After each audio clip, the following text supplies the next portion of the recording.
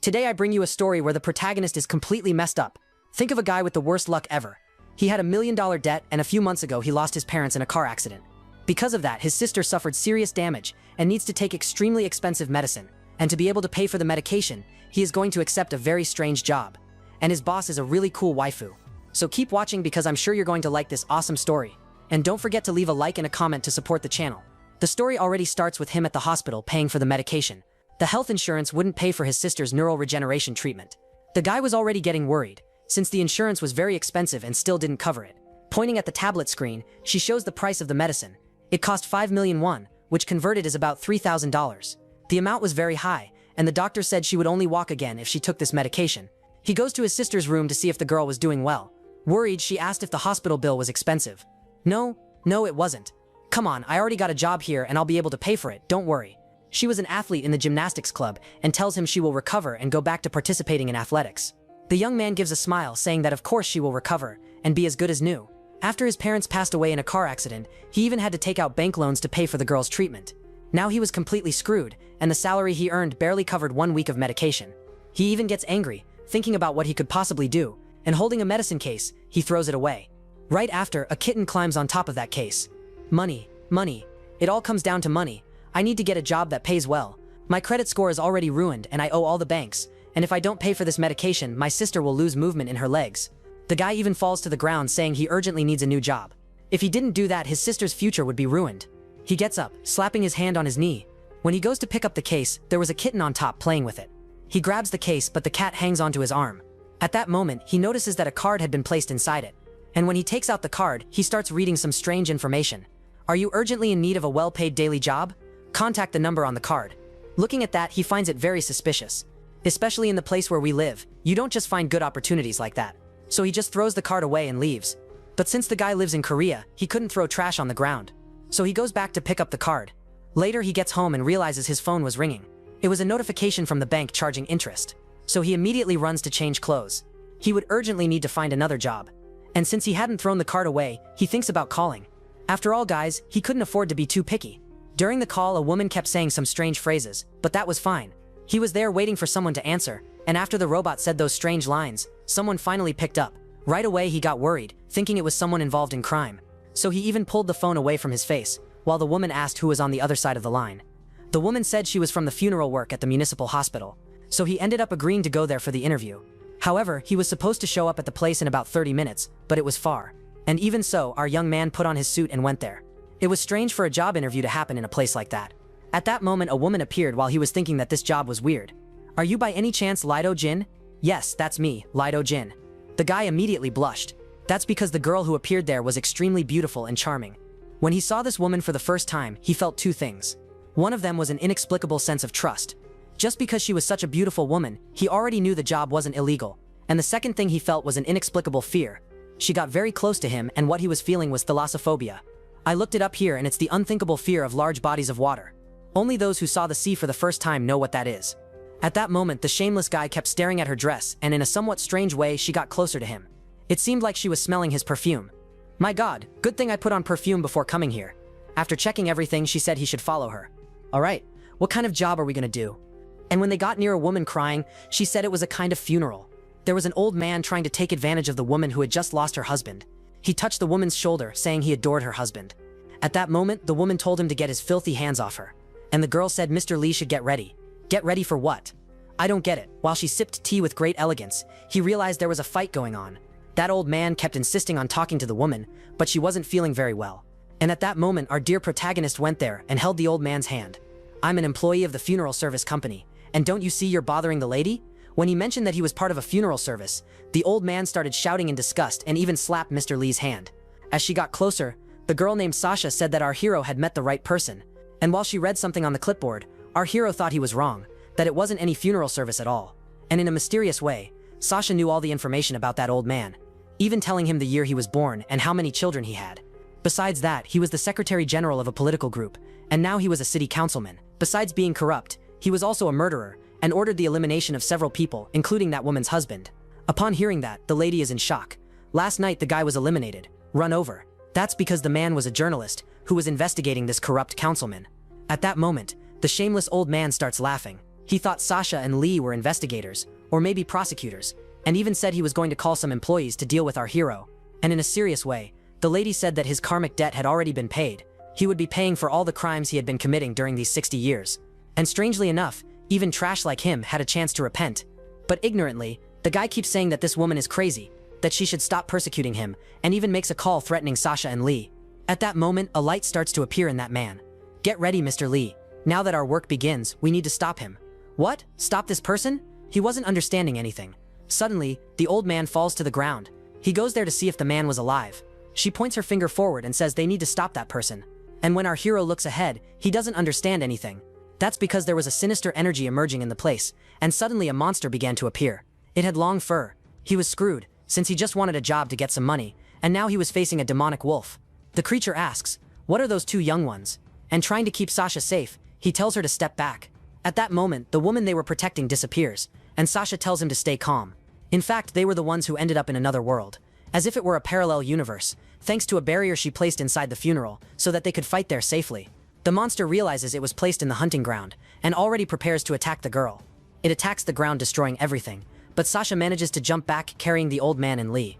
Our protagonist crashes hard onto the floor. Our task today is to stop this hunt. She explains that these monsters are called Mokdugi, and the creature was spitting lightning everywhere. Pulling out her clipboard, she makes a magic circle and manages to block that spell. Lee thought she was just a stylish woman, but no guys. Upon seeing that clipboard with a magic symbol, the wolf already realized who that woman was, and kept saying that the white-haired woman was a very skilled warrior, leaving our hero surprised. That's why the wolf would have to take the fight more seriously, and ends up firing a blast of energy. The place where they were explodes, and once again the tall girl was there to protect him.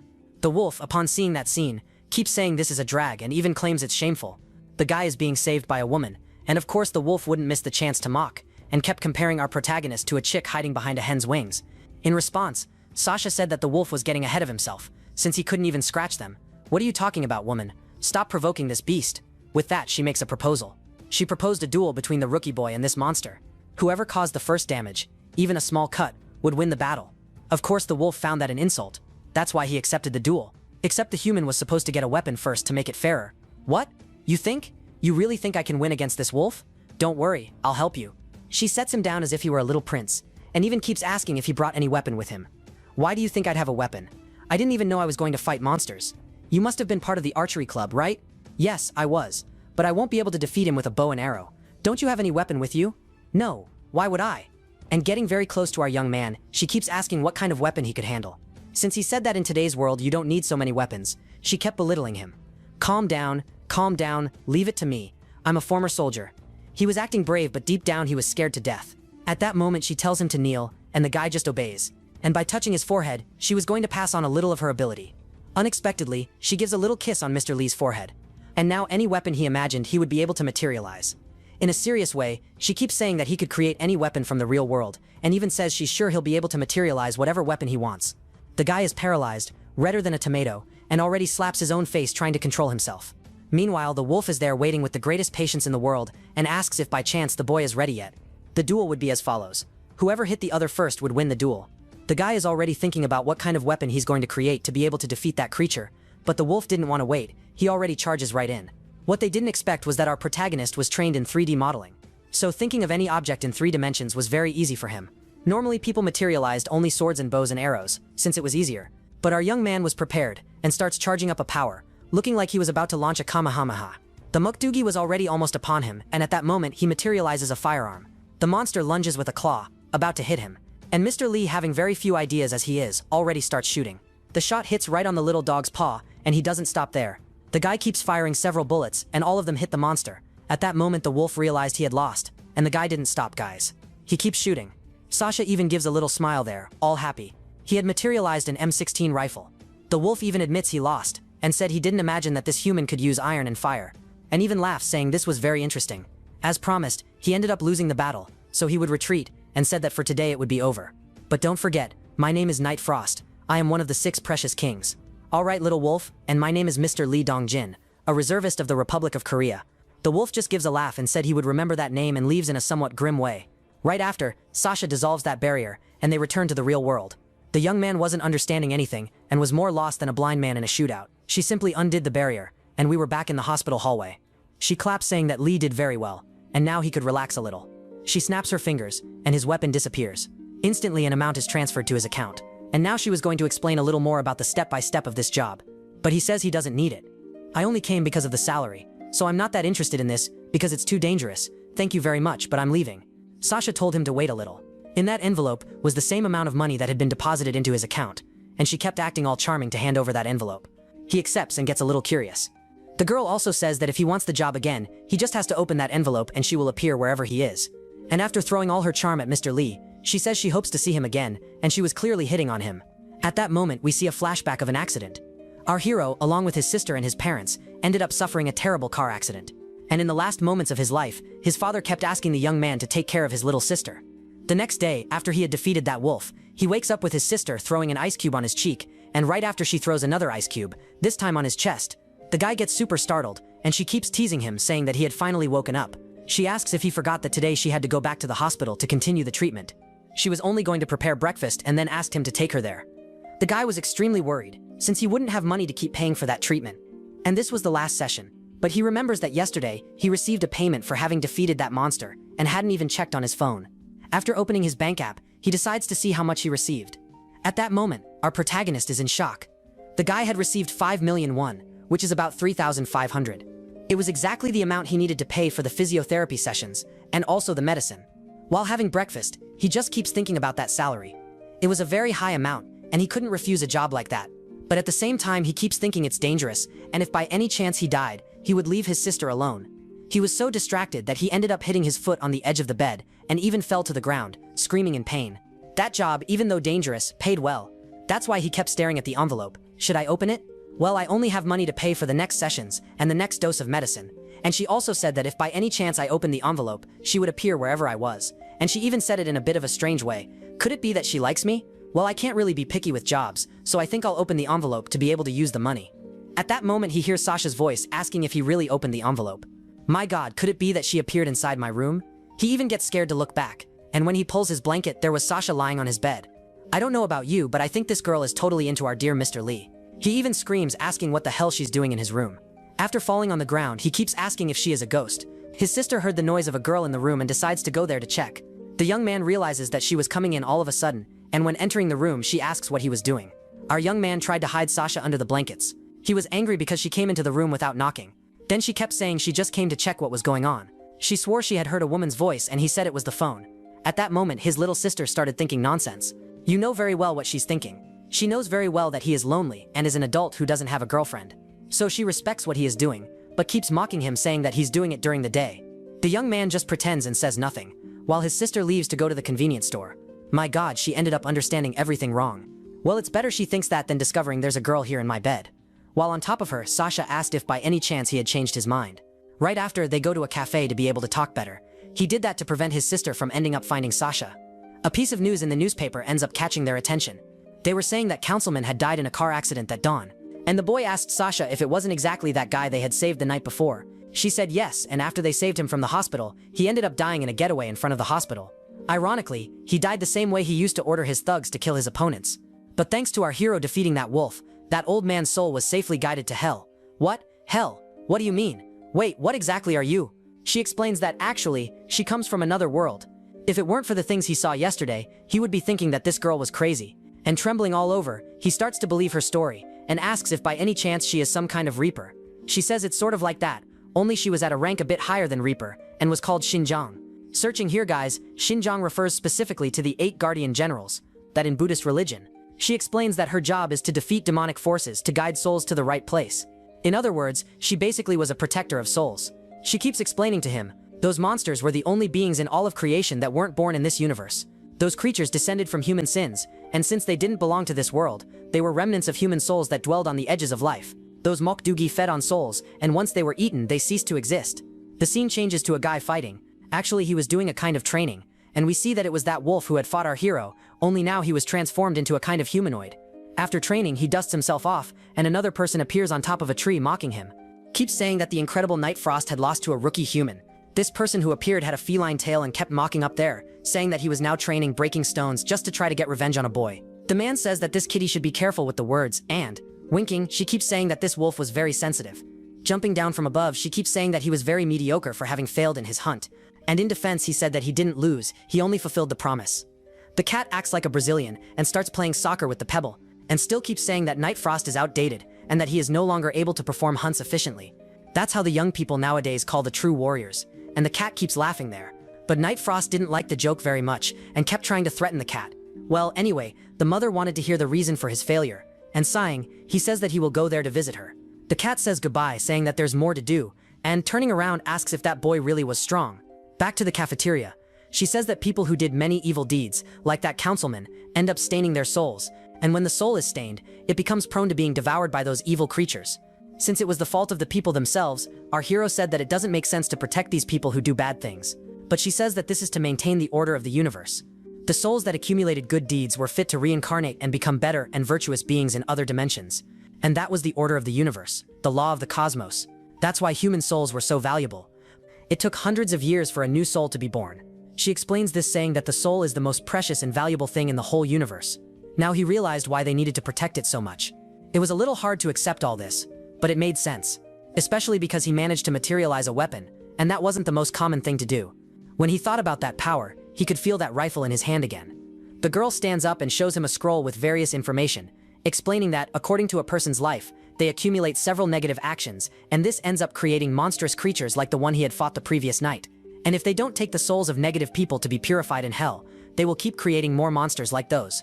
And this could cause a gigantic catastrophe for the whole universe. He understands that this is really very important. But he didn't have time to worry about these things, since his little sister was sick, and he needed to pay the expensive hospital bills. So he thanks her for the explanation and says that he will leave. But he stops in the middle of the way because he had an idea. Wait a minute, since you are a goddess, you can very well heal my sister, can't you? And why don't you also fight against these creatures? You need humans. She explains that she can very well fight against those creatures, but if she, who is a goddess, fights against that monster, she will destroy its soul. Humans are the only ones who can purify those creatures when they are defeated, since basically they are opposite forces. The weapons that she creates with her own power cannot destroy the Mokdugi. That's why the deities have made alliances with humans for thousands of years. She extends her hand and ends up holding the fingers of our hero, saying that she needs his ability. She knew that the boy was very talented. That's why he would be the hope to maintain balance in the universe. Our boy blushes, dying of embarrassment. And at that instant he sees his little sister passing by outside. He even lowers his face trying to hide. What is it? Why are you acting like this? Ah no, it's nothing. If my sister sees that I'm going out with a girl, she will start asking lots of questions. For her to keep walking like she is doing, she would need physiotherapy and expensive medicines. And while Sasha was holding his hands, he wanted to ask another question. Since she is a goddess, she could very well heal his sister, and he asks if she could do this for him. If by chance she does this, he will accept this job. Sasha said that she was very sorry for his little sister, but she couldn't do this. The goddesses had an absolute prohibition of directly influencing the life of humans. And even if this divine miracle had good intentions, she would not be able to do this. She says she is sorry, and our boy gets sad.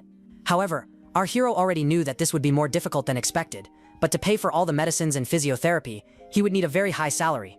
In a serious way, he asks if by chance, if he fights those monsters, she could pay for all his sister's treatment. Sasha agrees to do this. And our boy here, folks, he's no fool.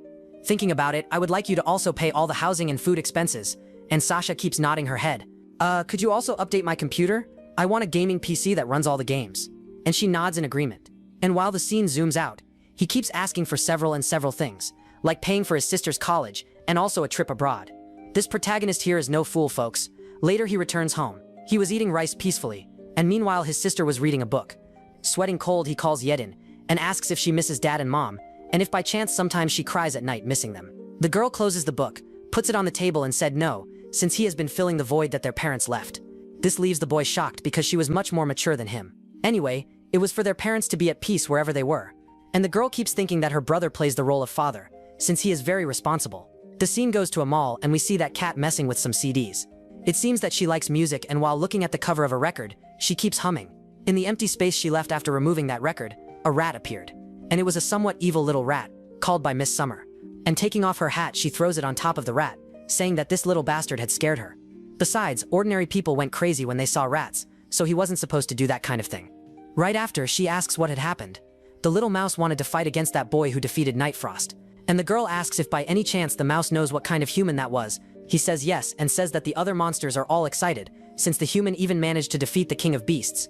The girl says that the mouse is too small, and would be defeated even faster than Night Frost, and that, above all, courage was not enough. But the mouse had a strategy to defeat that boy. A mouse can be very weak, but a colony of individuals was practically indestructible, and he also states that the boy wouldn't have enough bullets to defeat the entire colony. Besides, they were determined to defeat that boy. With nothing much to say against it, the girl ends up agreeing, saying that since they made a promise, they are capable of fulfilling it, and even gives an evil smile, as if she wanted to use them to achieve her own goal. Then, does that mean you would be willing to die fighting against him? The mice say yes, and say that they are willing to sacrifice their own lives to defeat that human.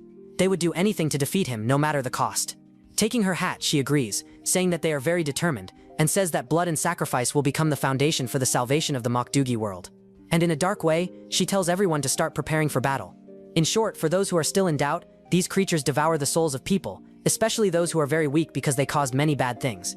And our protagonist became an agent of that goddess, who goes around saving these people who are about to be devoured. In other words, he is a very big obstacle for these Mokdugi. That's why they want to eliminate the boy. And the poor guy just wanted money to pay the medical expenses. The first week had passed. He was training with Sasha. The kid was running like Usain Bolt. All this to analyze his physical condition and endurance. She also put several seals on his body to make these precise measurements. In the first week, the guy kept running back and forth and she ran with him to evaluate. The guy even comments that this girl doesn't even get tired, but all this was necessary to see his energy level. She keeps saying some things and the guy gets embarrassed thinking nonsense. And in a serious way, the girl tells him to focus on the training. And there was the big guy running until he almost collapsed. In the second week, the training was different. He went to a gym to lift weights. The dude was almost dying from so much effort, and whatever he did, the girl wrote it down on her clipboard. Great job. Now let's increase this weight a little more, okay? And she already throws a 50 kg altar at him. And in the third week, they measured his cardiorespiratory function. He was outdoors doing endurance tests without being able to breathe, with a bubble of water on his face. And finally, she made him climb a mountain. He hadn't given up yet, only because the salary was very high. And tell me, would you also risk your life to earn a good amount? After reaching the top, the guy falls to the ground exhausted. She comments that he was 2 minutes and 5 seconds slower than yesterday, and now he would need to run back to the mountain spring. Hours later, he arrives down there and keeps begging for rest, and she said that if he reached the next point within 10 minutes, she would grant him a wish. No matter what it was, you said, I just need to make it in 10 minutes. You would grant any wish? The guy already stands up all excited and runs at full speed, super motivated. You can already imagine what he would like to ask for, right? But the guy didn't make it, folks. He did it in 18 minutes and 25 seconds. His soul was almost leaving his body, and she gives him a little bottle of water so he can hydrate. Even though he had taken almost twice the time, she said he did very well. He couldn't complete the course in 10 minutes, but thanks to this 3-week training, he became much stronger. But that didn't matter to him. He just wanted to rest. From now on, they would train so he could master the power of mana. Next, they sit on the bench and she starts making some explanations. Humans had an energy called mana and were able to do some spells with this power. How come all humans have this power? She said yes, and that first they would need to do some sort of advanced training. With the seal in hand, she said that it was to measure the maximum power he had, and ended up summoning Sorang, who was her assistant, to create a protective training barrier. Sorang, who was the assistant, made a barrier there on the spot, and little by little, the barrier began to grow, filling the entire space. In moments, the entire sanctuary where they were was protected by that magical barrier. Sasha said that this was the moment for him to learn to use mana more precisely, and explained that, when he fought against those creatures, they were usually taken to another universe. If he wanted to survive in the fight against Smoke Doug, he should focus more on this lesson from now on. Sorang was there watching everything and said that it was very irritating.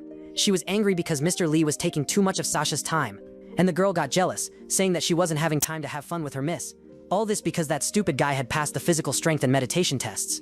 On screen, Sasha asked Sorang to use the test to measure the boy's mana limit, and she ended up activating it there on the computer. She did everything her miss asked, but she was hoping that Mr. Lee would do very badly. Our hero ended up kneeling. Since he had already manifested a rifle, she asked him to manifest a metal cube. Since he was a 3D modeler, that was very easy. In just a few moments, he began the materialization. The cube appeared, and it was for him to keep that same size and only increase the weight. That's exactly what he did, and the cube even began to sink into the ground. Right? Now keep increasing its weight until I tell you to stop. Clapping her hands, she asked Sorang to take the measurement. That way the magic circle appeared in her hands, and she started doing the weight measurements. A kind of little robot ended up coming out from inside, and our hero kept increasing the weight of the cube. At that moment, a magic thread went to Mr. Lee's forehead, and she explained that it was to measure the total mana he was using on the computers. It had reached the level of 94%. She explained to Sasha that going past 90 was normal, reaching around up to 100%. But the girl said that Sorang should get ready, because it was going to go past 100, and it was to warn when it passed 180. But the blonde wasn't really believing that. The level of our hero's mana usage was already quite high. Do you feel physical changes in your body? Particularly don't have any problem with that? The girl said it was normal, but when using too much mana, he could end up with weakened vital force. He felt relieved, saying, I imagine that if I used all my mana, I could collapse and faint. But there was the problem. Sasha said that excessive mana use had no physical symptoms. Sasha, who was in the office, observed on the panel his mana usage reaching 150. Not even she was believing that. It had jumped from 130 to 153 in a very quick way. And Sasha explained that when his mana ran out, he would have a nosebleed. He was to stay alert, because when a drop of blood dripped, he should stop immediately. And if I keep using my mana after that nosebleed, she explained that it would start draining the energy of the soul. And from that moment on, his life expectancy would drop in an absurd way. That's why it was so dangerous for humans to use mana, because it could extinguish and he wouldn't even notice. At that moment something caught her attention. It was Sorong, on the other side of the screen, saying that Lee had already used 170% and now reached 180, 190, 200, until his nose started bleeding. Sasha got really close and told him to stop immediately. And our big guy interrupted the weight of the magic cube. He just followed the girl's instructions and everyone was surprised because he managed to reach 200%. Handing him a little tissue, she said he did a great job. He was to remember that feeling of his nose running, because it was a sign to stop. Giving a completely love-struck smile, our big guy thanked her. After performing the tests, she asked Sorong to tell what the final reading was. The girl couldn't believe what she was reading. The guy had really reached 200 mana energy points. Or rather, it wasn't 200, it was 274. And Sorong even asked if Sasha knew he had aptitude for that. Looking at her apprentice, she just gave a smile, as if to say, "Leave it to me, my girl." There was a reason for him to have such a huge amount of mana. It was because he had inherited the will of a person. Inherited a will? How so? Since his parents had passed away, they must have asked something very sincere of him. At that moment, our big guy remembered his father's last words. On the day of the accident, he had asked him to take care of his younger sister, and Lee ended up explaining that to Sasha. When someone sincere makes a request before dying, the person who receives that request and fulfills it ends up gaining a purpose in life. That inherited will increased the person's power, and in moments of despair, they could inherit the mana of the one who had passed away. That was the so-called mana reception, or inherited will. He crouched down to pick up the cube and realized that weight had been transmitted by his father and mother. Sasha crouched down and held our big guy's hand, telling him to take very good care of that power he received. And because of what happened, he could use it for good, saving countless people.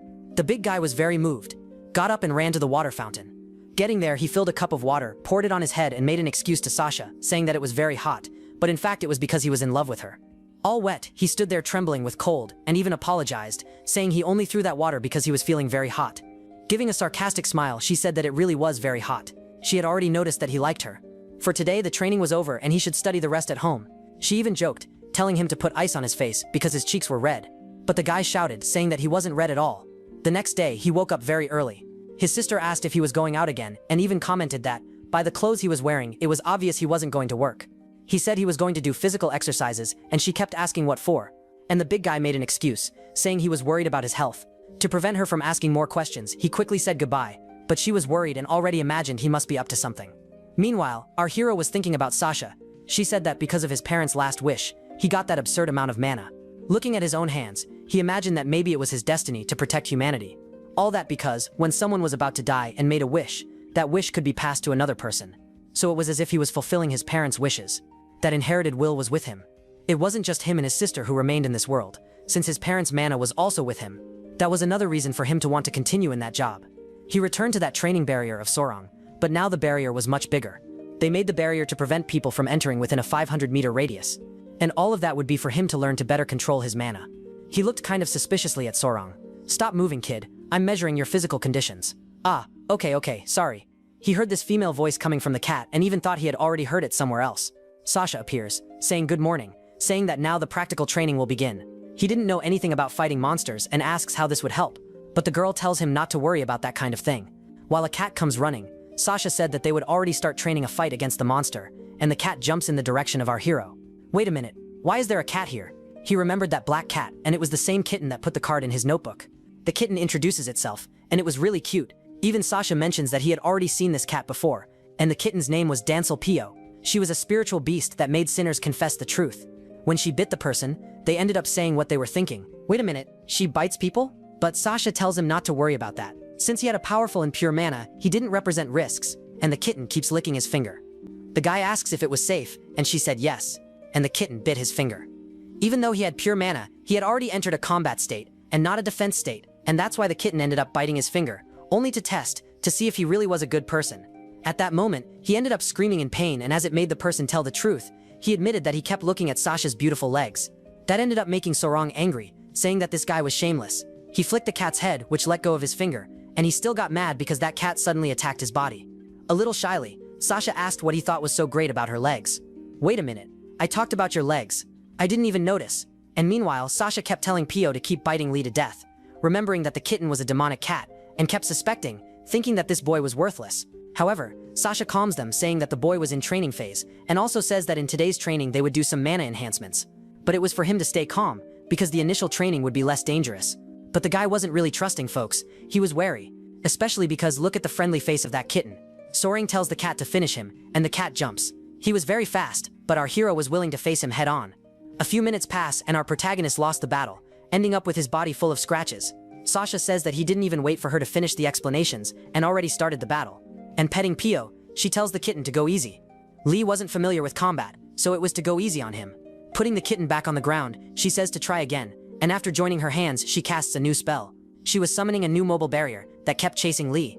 That way he could move freely. The girl snaps her fingers and said she changed the training barrier mode to sparking mode. That way he would have a spiritual body and would not suffer physical damage. His hand was glowing while he thought of a strategy. And with that he materializes a cat toy. That ends up activating a ferocious form of the kitten. And Sorong there in the office keeps saying that the boy is an idiot and that he should put that away right now. But it was too late. The kitten managed to grab the toy, but now he was out of control. Little Dancel Pio would get explosive instincts when he saw cat toys. The kitten's eyes even change color. And our hero starts screaming desperately. He throws the toy on the ground and runs away as if there were no tomorrow. Instead of helping, Sasha stays there laughing, saying that Lee was very funny and the kid was running away from a little kitten. Sorong appears there in robot form and keeps saying that that 3-week training was worth it. That's because the guy was managing to run away from that cat that was very fast. However, he should think of a strategy to defeat it. Since he had changed defense attributes to attack attributes, he could indeed defeat any kind of demon. He just needed to manage to control the correct strategy. While the kitten chases him, Sorong explains that there are 3 types of attributes, but Pio ends up interrupting, jumping at our hero. The guy manages to dodge that attack, and Sorong explains that the first attribute is the UI attribute. He was already getting pissed off with all those explanations. The UI attribute served to enhance physical conditioning, and Sorong said that he wouldn't be able to use that now. But why won't I be able to use it? What kind of crappy training is this? At that moment, the cat shoots a fire blast, and he manages to dodge. He didn't realize it, but he was already using energy. UI. That's why he managed to dodge the kitten. Wait a minute, that cat can also shoot fire rays from its mouth. The second attribute would be the G attribute, which is the type of energy for element manifestation and also summons. The kitten shows that he is a true master and starts evaporating all the water by releasing its fire jet. Wait a minute, he managed to evaporate all that puddle of water with just one flame. I think you guys want to kill me here in this training. The little robot was giving so much information that Lee got angry, saying to give him a summary after this training. It was too much happening at the same time. It was the little robot talking and the cat trying to kill him with all its strength. He realized that the cat was taking this fight very seriously. And finally, Sorong explains the third attribute called the Shin attribute, which was basically support spells. He didn't want to know about any of that. The only thing he thought about was getting out alive. After explaining all the concepts, the little robot keeps saying that now he could use his mana. Now that he knew the base, more or less, of the attributes, he could come up with a better strategy. Even when he didn't know any base, he managed to make a weapon, but now he could manifest other things. She wasn't going to detail everything he could do. The guy would have to use his own imagination, but he wouldn't have much time because the kitten was already making some magic circles. Our hero realized that the kitten was using UI energy to strengthen itself and also Shin energy to summon a giant hand. He asked Sasha if that wasn't too dangerous, and Sorong, who was by his side, said for him to stay calm because any injury would be healed. Ah, okay, so even if I get dismembered, I won't die, right? Is that true? Do you promise me? At that moment, he ends up taking a huge hit from that cat and flies far away, destroying all the ground. He realized that the blow was very strong, but he wasn't completely finished. Wait, is she going to attack me again? The kitten was not giving any rest. If I keep going like this, I'm going to be turned into a punching bag. And with that, he thought about the thing cats hated the most. But there wouldn't be enough time to summon what he was thinking, because the cat had already prepared another attack. So he summoned a shield to defend himself. Sarang was surprised, because he acted very fast. Turns out this boy isn't as bad as I thought. Sasha said that Lee was doing a great job. He managed to withstand 2 attacks from Little Pio. Now he tries to make another manifestation. He already had the shield and ended up manifesting a machine gun. Sasha, who was watching that, said that the guy was very talented, because he made 2 manifestations at the same time. Not just anyone could manifest 2 weapons. If it was a sword and a shield, which was very simple, she could even understand, but he was manifesting a machine gun and was even pleased, saying that his learning curve was extraordinary. Modern weapons had a much greater destructive power than old weapons. It seems that the guy was regarded as if he were a prodigy. Placing the weapon in the space of the shield, he prepared to shoot. But this weapon was weak against Pio because he was too fast. He realized that it was very difficult to aim at the kitten. Besides, he shortened the distance and tried to strike with those giant paws. Luckily, he managed to block again, but this time he was thrown far away, losing his shield and his weapon. As he had thought, it would not be so easy to defeat a kitten like that. So he would have to try another strategy. The cat stepped on that weapon and began to emanate his dark energy. Trying to reach that weapon, he said it was almost there. If I can grab it, I'm going to win. The kitten jumped on him, throwing the weapon even further back. But all of this was a strategy from Lee. The cat was in a disadvantaged position, and he began to materialize a waterfall falling from the sky, hitting the little cat directly. If there's one thing cats hate, it's water. And he realized that because the cat made a point of drying all the puddles of water, and with that, our hero had won, leaving the cat unconscious. The guy was really badass, folks, and so he even fainted with a smile. The kitten's soul almost left its body, and they locked him in a cage. Sorong commented that that guy was really amazing. Besides manifesting weapons, he could create elements. Not to mention he did that using the Shin attribute he had just learned. Sorong asked Sasha how he could do that so quickly. And she imagined that, when he used the Shin attribute, maybe his abilities extended beyond the realm of common talent. Later they began to heal Pio. That's because the kitten had gotten very stressed. She couldn't believe our hero was capable of manifesting such a great power, and even defeating Pio. He laughed, saying that it was luck and strategy, because the kitten didn't like water. He realized that when it began drying the water and knew he wouldn't be able to defeat it with a firearm because it was too fast. It was still too early for them to finish the training, and that's why Sasha was going to give him some tasks to finish at home, and ended up handing him an encyclopedia of modern weapons with 3D modeling. If he could better understand how the weapons worked, he would be able to materialize them more precisely, and that would be good for him to be able to make more weapons and defeat a greater number of monsters. They would also take a 3-day break, because he had spent too much mana. So this time would be necessary for him to recover. After all, if he used all his mana, he would start losing life. And he realized that it was just like in games. And they also told him to get ready, because within 3 days they would do their first mission together. And they also asked Sorong to show the photo of the person they were going to investigate. It was the photo of a woman who was the president of a large company. She was becoming the target of a Mokdugi, and our hero kept asking what that meant. That meant that soon you and I would have our first battle as partners. Later the scene shifted to that woman's company. She was the president of a modeling agency, and was looking at the photo of some handsome guys. One of them had recently lost his grandfather, who was a famous man, and she could use that to get closer to him. Smiling, she prepared to call, saying that it was going to be fun playing with those two. She called Director King and asked him to pass her the contact of the guy from photo number 3 and number 8. The man on the other end of the line said they were busy on a tour, but she didn't want to hear any of it. She had a hobby, exploiting those young men and then ruining their reputations. She got angry because the director said the guys couldn't get in touch with her. That left the woman irritated, looking for her next victim. She grabbed her bag and asked Secretary Park to tell the driver to prepare the car right away, because she was already going to the club. As she approached the elevator, she was fiddling with her bag and checked to see if her little bag of white powder was full and already started laughing. I don't know if it was illicit products she was using, or if it was something to adulterate her victims, but the Mokdugi was there watching the woman. Since she committed many negative actions, her mana was weakening, and therefore she became an easy target for those monsters. Miss Summer even gave a little laugh, saying it was almost time to devour that woman. The next day, our hero was there studying that weapons encyclopedia. The Lel and G attribute techniques were very difficult for him to handle. After studying a lot, he ended up putting the book away. In order to strengthen his body, he would need to infuse mana into his spinal cord. He was going to train that a little, and check to see if his sister wasn't listening. Soon after, he charged energy into his hands, and in an almost easy way, managed to make a small weapon. As Sasha had said, he would be able to recover his power if he rested. That was because he had exhausted all his mana during that training. But now that time had passed, he was brand new again to do other private training. And when he opened the curtain, there was his sister. He did not expect to meet her, especially dressed like that. The girl asked where he was going at that hour of the night, wearing a suit, and he made up an excuse saying it was the funeral of a friend's grandfather. Wait a second, you don't have friends? It's just that I made this friend recently. Do you know the name of this friend? Well, his name is Pio. Anyway, I'll be back soon. See you later. Bye, sister. Send my condolences to them. Pio? What a weird name. There was our hero meeting with Sasha to investigate that woman. First of all, they went to the restaurant at the bottom of the hotel. Since it was the first mission, he was nervous, but she kept trying to reassure him. I'm not nervous, I swear, I'm not nervous. He said that, but he was trembling all over, afraid to face a Mokdugi. He would need to calm down because the victim would be arriving soon. That's why they were there pretending. At that moment, he noticed something interesting in the magazine. He saw that the clothes there were extremely expensive, costing $50. And when he looked at Sasha, he noticed something even more peculiar. Her clothes were exactly the same as the ones in the magazine.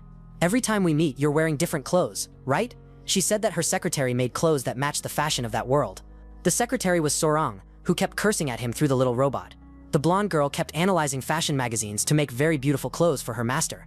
And the guy blushed, saying that Sasha dressed very well, that he liked her style. Laughing, the girl said that her secretary would be very happy to know about that compliment. But she called Lee's attention, telling him to focus, because the Mokdugi's prey had just arrived. It was a despicable human who did many bad things. That's why her mana level was very low. He asked where, and she said she was at the hotel entrance. The woman was approaching. Her name was Jo Henry. She was 39 years old and was accompanied by a very young guy. Lee asked who that guy beside her was, and Sasha said it was her current prey. She accumulated evil deeds because she kept blackmailing those young men. She selected people who were aspiring celebrities, and after using them, ended up discarding the poor fellows. She did that only out of malice, because she had the desire to manipulate people. And since she was part of an agency, she controlled the media to speak badly about those people. Because of those negative deeds, she had greatly lowered the quality of her soul, and therefore lost the defensive capacity of her mana. Sasha said that's exactly it, and even humans who are strong and usually mistreat others can become weak because of those bad actions, and that opens the way for Mokdugi to devour people. In other words, they are easy prey for those demons. Our boy asked if he should already intervene and help the woman, but she said no, that they should wait. She stood up, grabbed her clipboard, and said that they had 30 minutes left and should follow that woman. For now, she was not sensing signs of the Mokdugi inside the barrier. The woman, along with her prey, went to an elevator, and as it was closing, Sasha asked permission to hold the door. They entered the place and pressed the button. The three of them were together inside the elevator. The woman looked with a slightly interested face. At Sasha, the girl turned to Lee and asked if their room was also on the 12th floor. At that moment, the woman introduced herself, saying that she was part of an agency and really liked Sasha's style, even handed her a card asking if she wanted to become famous. She said she had a good eye for stars and that Sasha could become an incredible idol. Smiling, Sasha thanked her for the offer.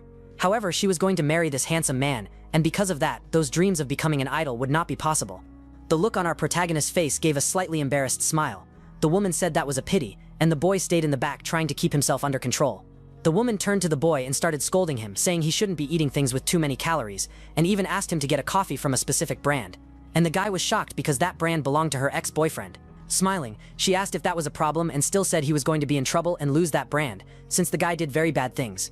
We see that this woman really only liked to manipulate people, and even Lee realized that she did not deserve to be saved. They reached the 12th floor and each went to a different side of the corridor. The goddesses could not know exactly when the person was going to die, only when the mana was going to end. Sasha said that's exactly it. It wasn't possible to know exactly the cause of death. That was because no one knew the future, and much less could make a determined expectation. The only thing they knew was that the woman's mana was going to end in this hotel around midnight 15. But since this region was not full of reapers, Sasha said that probably there would not be many deaths. Lee began connecting the dots to try to understand what he could figure out with that information. His idea was that only that woman would die that night. That's why there was no reaper. And since she was predestined to die, maybe it wasn't even a Mokdugi that would eliminate her, since she had acquired many enemies because of her bad attitudes. Wait a second. So if she is going to die today, but not by a Mokdugi, then maybe that guy will try to do it. We have to stop it. And it's not even for the woman's life, but to stop that guy from becoming a murderer. Sasha said that he understood very well, but he had to make a choice. If he decided to save her from being eliminated by that guy, then he would have to fight against the Mokdugi. But if by chance he let the murder happen, he would only have to fight to make sure her soul would not be taken to the wrong place. In other words, it would be easier to let someone eliminate the woman and only guide her soul to hell. That's why he had to make that choice. Not prevent the death and collect the soul, or prevent the death and fight against a Mokdugi. The boy was thoughtful, because both options were complicated. Sasha said that if by chance they wanted to save that woman, they would need to reveal their information first. That way the Mokdugi, who had that woman as a target, would start aiming at the two of them. That was because when they revealed themselves to a person as spiritual agents, that gave the Mokdugi the right to attack them. That's why he had to think of the best possible choice. The boy took a deep breath. Since it wasn't possible to know the exact place and exact time of death, then there was a chance to save her. And he was sure of that because she confirmed it moments before. Our boy didn't want to save that woman exclusively out of compassion. What he really wanted was to stop someone from becoming a murderer. So he ended up grabbing Sasha's shoulders tightly and asked if there really was a chance that the woman wouldn't be killed by a person. He thought it was much better for her to be killed by a Mokdugi than to be killed by a murderer. But maybe he could stop both. She would not die at all. Just having low mana was not a guarantee that a person would lose their life. This woman really deserved death. But that didn't mean the people who had been victims of her should be doomed to sin. And that was what he wanted to prevent. He didn't want those victims to act impulsively and ruin the rest of their lives. And he kept saying all these things, holding Sasha's shoulder tightly. Lee would try to save both people, both the would-be murderer and Miss Jo Henry. Our boy, he was a very good person, and even if someone was bad, he believed that person deserved to live. Upon hearing these words, Sasha smiled and said that since this was his choice, she would respect it. In this way, they made their way to the woman's room. Our boy was dying of embarrassment because he was still holding Sasha's arm. He even wondered if she felt offended, But in reality, she had grabbed his arm first in the elevator. Could she think I had improper intentions? Well, it's not like that's a lie. The girl looked at him with a mischievous expression.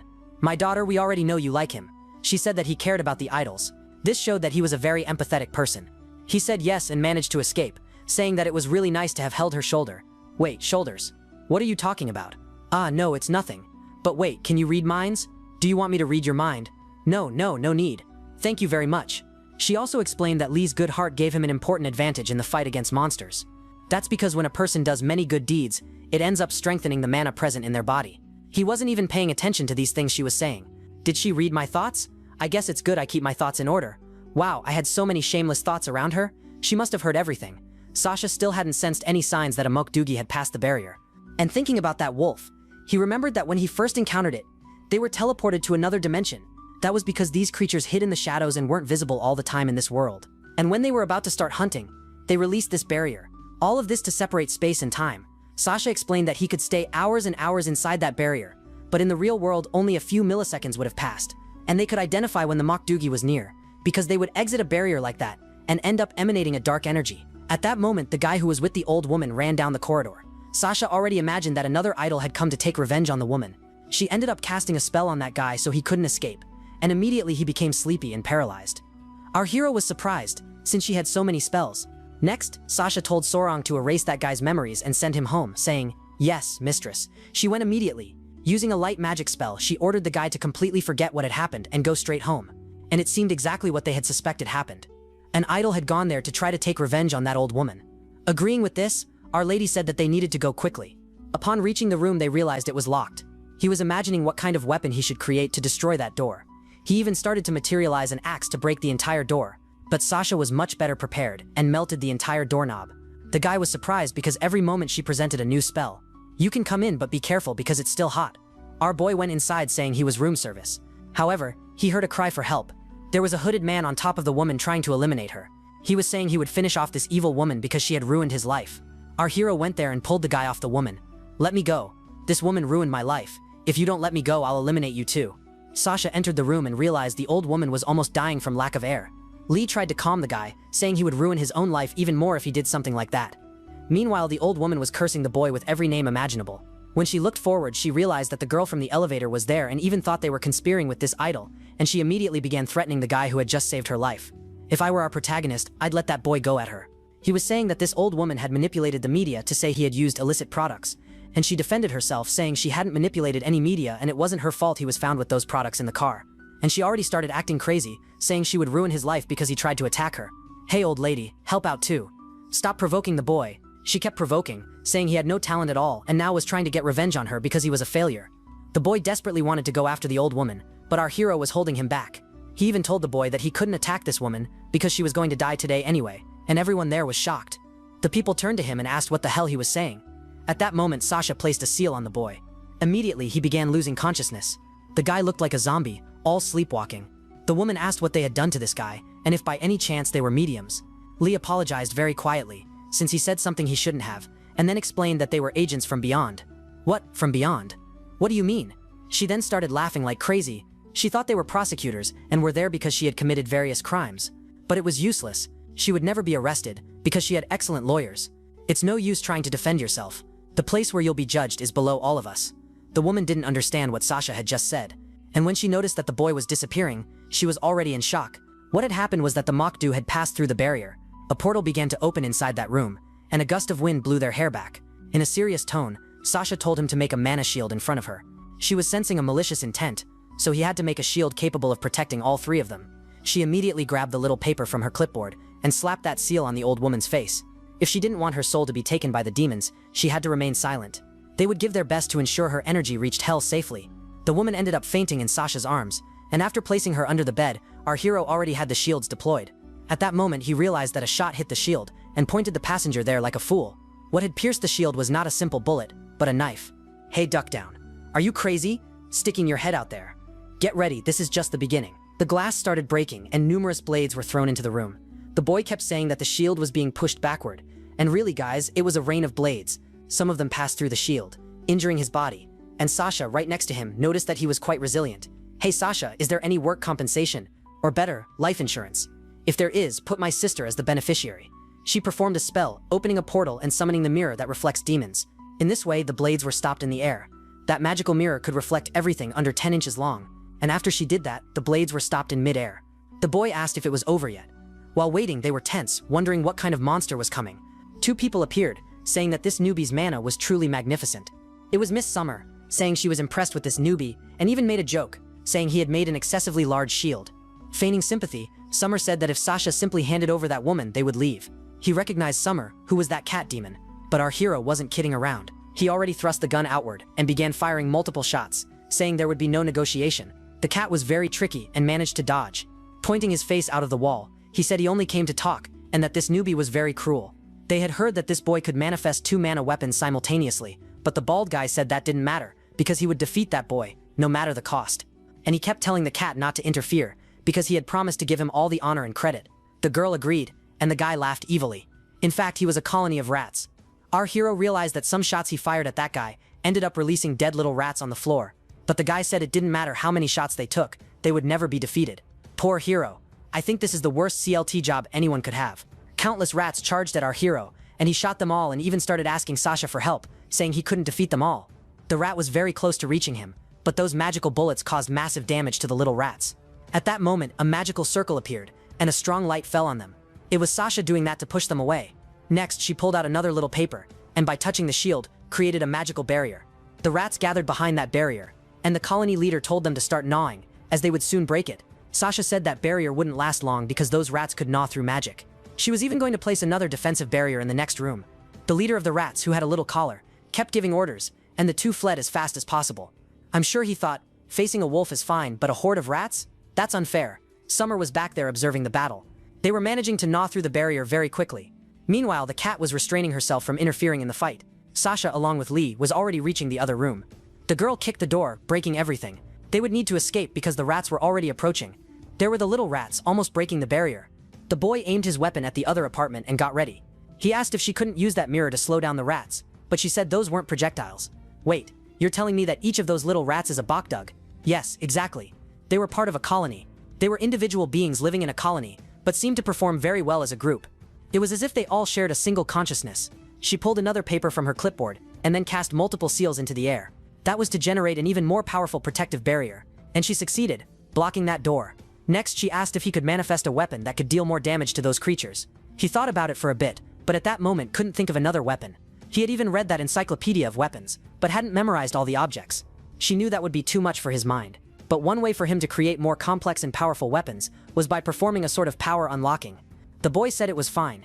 She could do it, no problem at all. Since they would die if they stayed there, it would be risky. So she asked him to sit on that bed.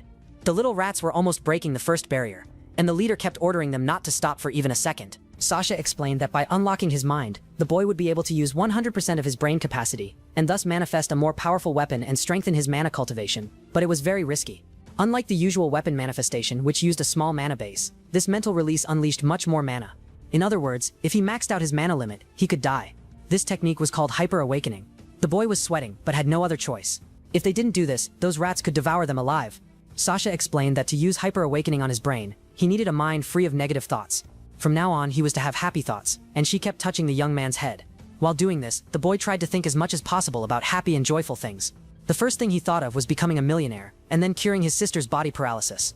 All of this was making him extremely happy, with rosy cheeks. Sasha said he was doing very well, and now should think of even happier things. Things he truly desired. One thing he really wanted was to have a normal family, and he already imagined coming home from work with Sasha there in his house. In a seductive way, she would welcome him around. I confess that I'm not sure if she knew these things I was thinking, but she says I'm doing well. Another happy thing I think about is having 2 children with her, a boy and a girl, and also some pets to help with the kids' social upbringing. Sasha mentions that he was having very happy thoughts, so the hyper-awakening is working better than she thought. She couldn't believe he reached this hyper-awakening so quickly. And the boy stays there thinking about these little things with Sasha. He imagines building a super happy family beside her. Now that the mana concentration worked, she says she will awaken and he must use all the concentration at once. So he imagines her speaking live to him, calling him dear husband. In his imagination, she sits on him, saying she would like to have a 3rd child, and asks if he would agree. And of course the guy says yes. And so they would begin the process of having another little child. Look at the shameless look on the guy's face. The thought was so happy that the guy transcended. Miss Summer was there, watching the rats breaking the barrier, and even comments that she was getting bored since it was taking them long to break it. And with the knife in hand, she wonders how long they would hold out when the rats broke the barrier. They were almost there. Just a few more seconds. With rosy cheeks, Sasha says this is very impressive. She couldn't believe it. The boy had managed hyper-awakening using his brain with mana. At that moment, the rats break the barrier and all pass through at once. Next, they gather at the second barrier made in the room and start eating it little by little. But at that moment, a jet of fire sweeps all of them. Not even that could make the little rats give up. The leader orders all of them to gnaw as fast as possible, and at that moment they manage to make a hole in the purple barrier. In the middle of the hole, a bomb hits a rat on the head. Everyone is shocked by that bomb and even asks what the hell it was. At that moment, the bomb explodes, sending the rat flying everywhere. The leader realizes the boy managed to manifest a more powerful weapon, and the rat that exploded turned to dust. Even Summer comments that the guy is using very interesting weapons, to say the least. And our boy doesn't stop. He starts launching bombs one after another. The rat begins to panic because this causes much more destruction. He orders all the rats to scatter because they don't want to be eliminated. But our protagonist wasn't joking, guys. Look at how many bombs he launched. The little rat just stands there, not understanding anything. Then the leader orders everyone to protect themselves, and some rats sacrifice themselves, jumping in front of the bomb to be exploded. They do it without thinking twice. Sasha was holding a medallion, and that very strong explosion happens while the leader stays protected. It's always like that, right? The leader uses his minions as cannon fodder. A quick light passes during the bombs, making them explode, causing a stronger blast than the previous ones. Summer notices that Sasha was using the demon reflection mirror to detonate those bombs, and most of the little rats that entered the room were defeated.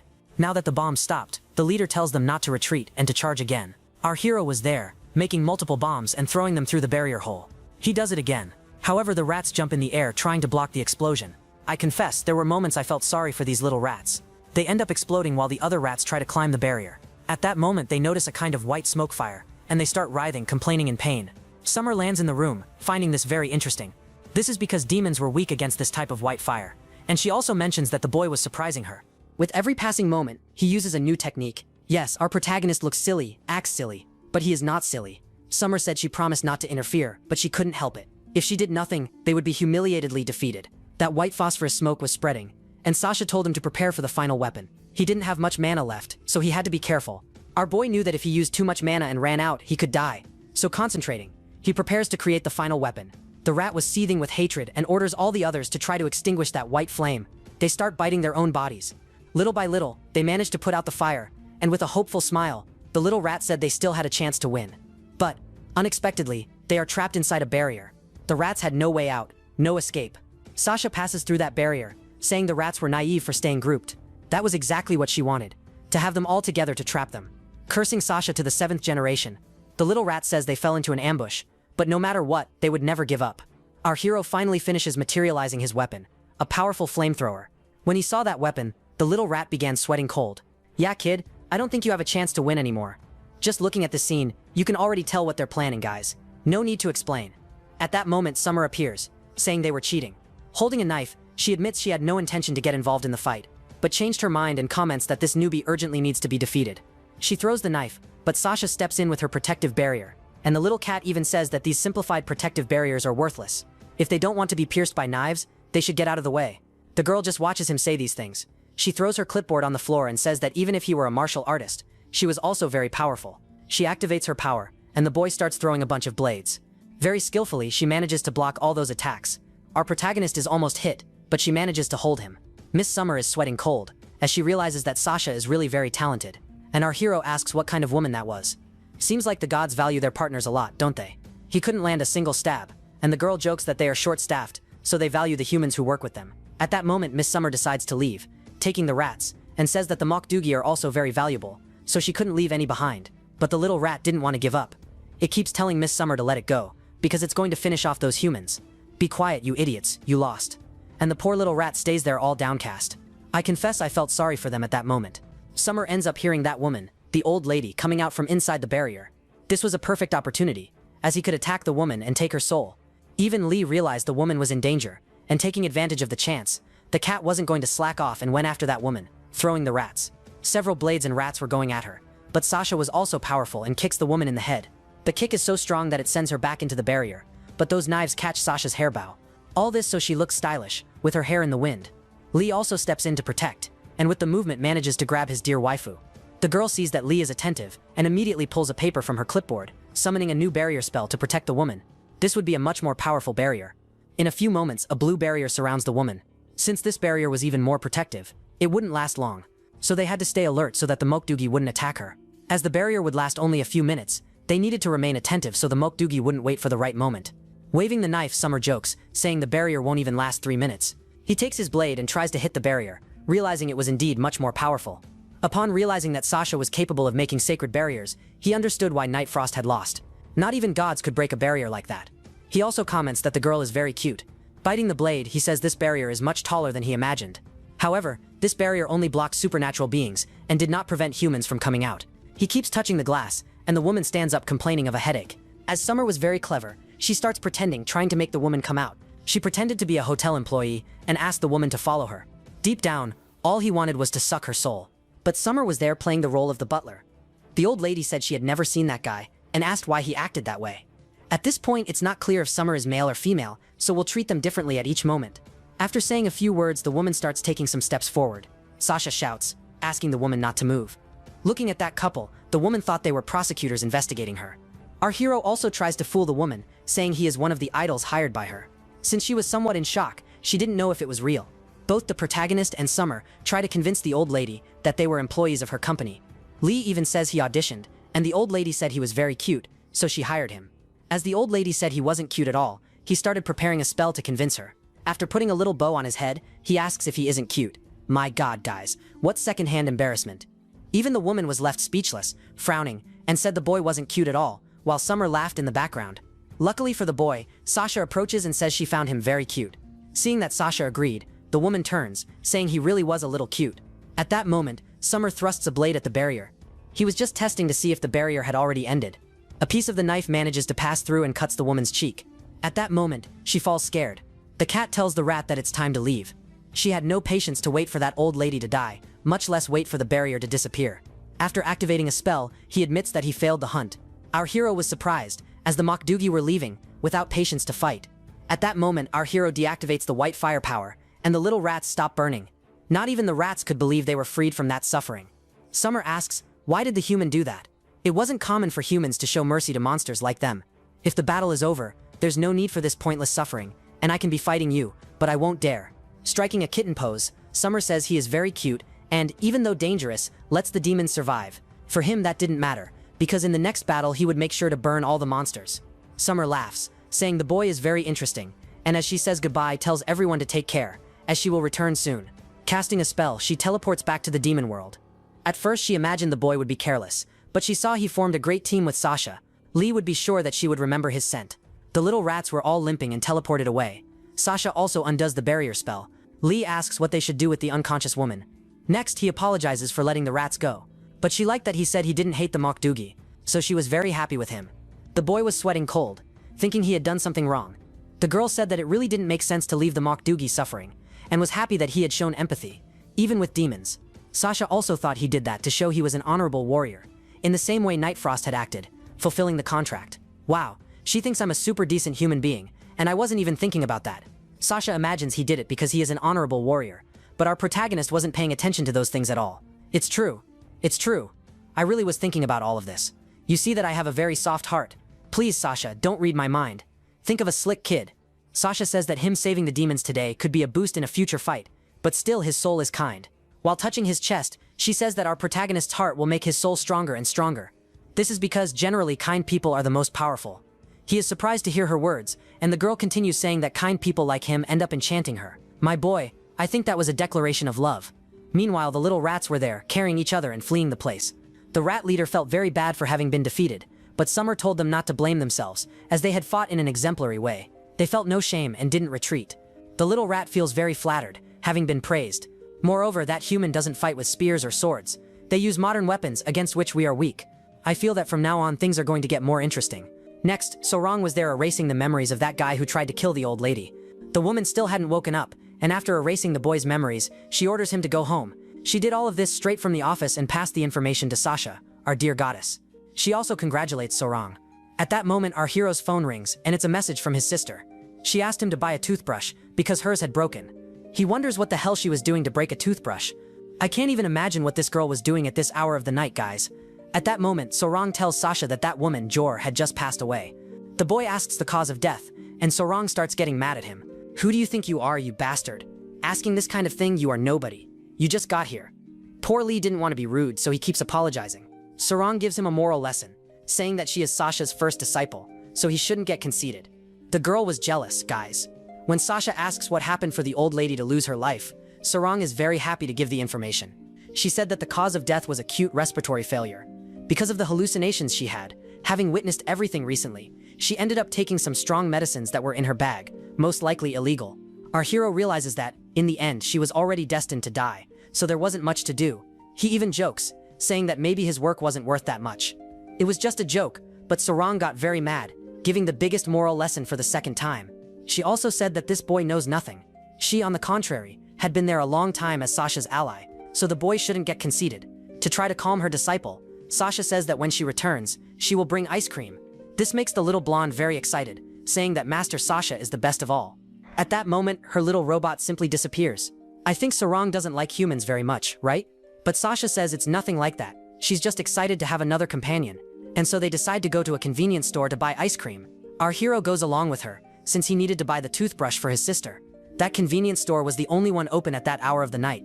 The hero arrives there and is a bit thoughtful. He wanted to buy some hair clips for Sasha, since hers had been cut by the blades. But he felt a bit embarrassed to give her a gift like that. Meanwhile, Sasha was at the display trying to choose the ice cream flavor. She opens the door gracefully and ends up choosing a celebratory drink. After choosing some ice creams, she says she will buy one for Lee's sister, and giving it to him says it's a bonus for his high performance. Since he also got a gift, he feels more comfortable buying the clips for her. Giving an awkward smile, he says that his sister will really like it, since the ice cream was strawberry. Upon leaving the store, Sasha asks him to accompany her to the bus stop. The boy goes along, while the girl compliments his first mission. He should be tired from the first hard day of work, but there was something she wanted to talk about: retirement. In conventional jobs, people retire based on years of service, but in this work of fighting the Makdugi, retirement worked differently. Looking at him, she said that retirement was basically death. It was very difficult for someone in his position to live for a long time, so he could run away whenever he felt in danger. When he noticed the combat was getting dangerous, it wasn't shameful to flee, because nothing was more important than human life, so he couldn't keep risking himself. I think she's saying this, guys, just because she likes him, but Lee stays quietly listening to everything. In fact, he needed money to pay for his sister's treatment. He didn't know the motivation of the other hunters, but his motivation was to save his little sister's life. Sasha says she doesn't really know the reason why the other guardians work for so long. She had received a higher rank and meanwhile fought many monsters and did this work for a long time. But after receiving another promotion to fight the Makdugi, who are these demons, she had to have an ally, and this is the first time she has a human as a partner. She had never fought these demons alone.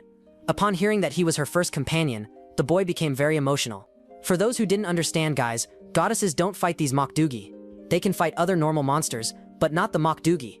That's why they need human allies, because only humans have the mana necessary to defeat these creatures without damaging one of them. Standing under the sky, the girl says she really hopes his retirement comes with time and not with death. She would even bet her divine life, saying she would do everything to keep him alive.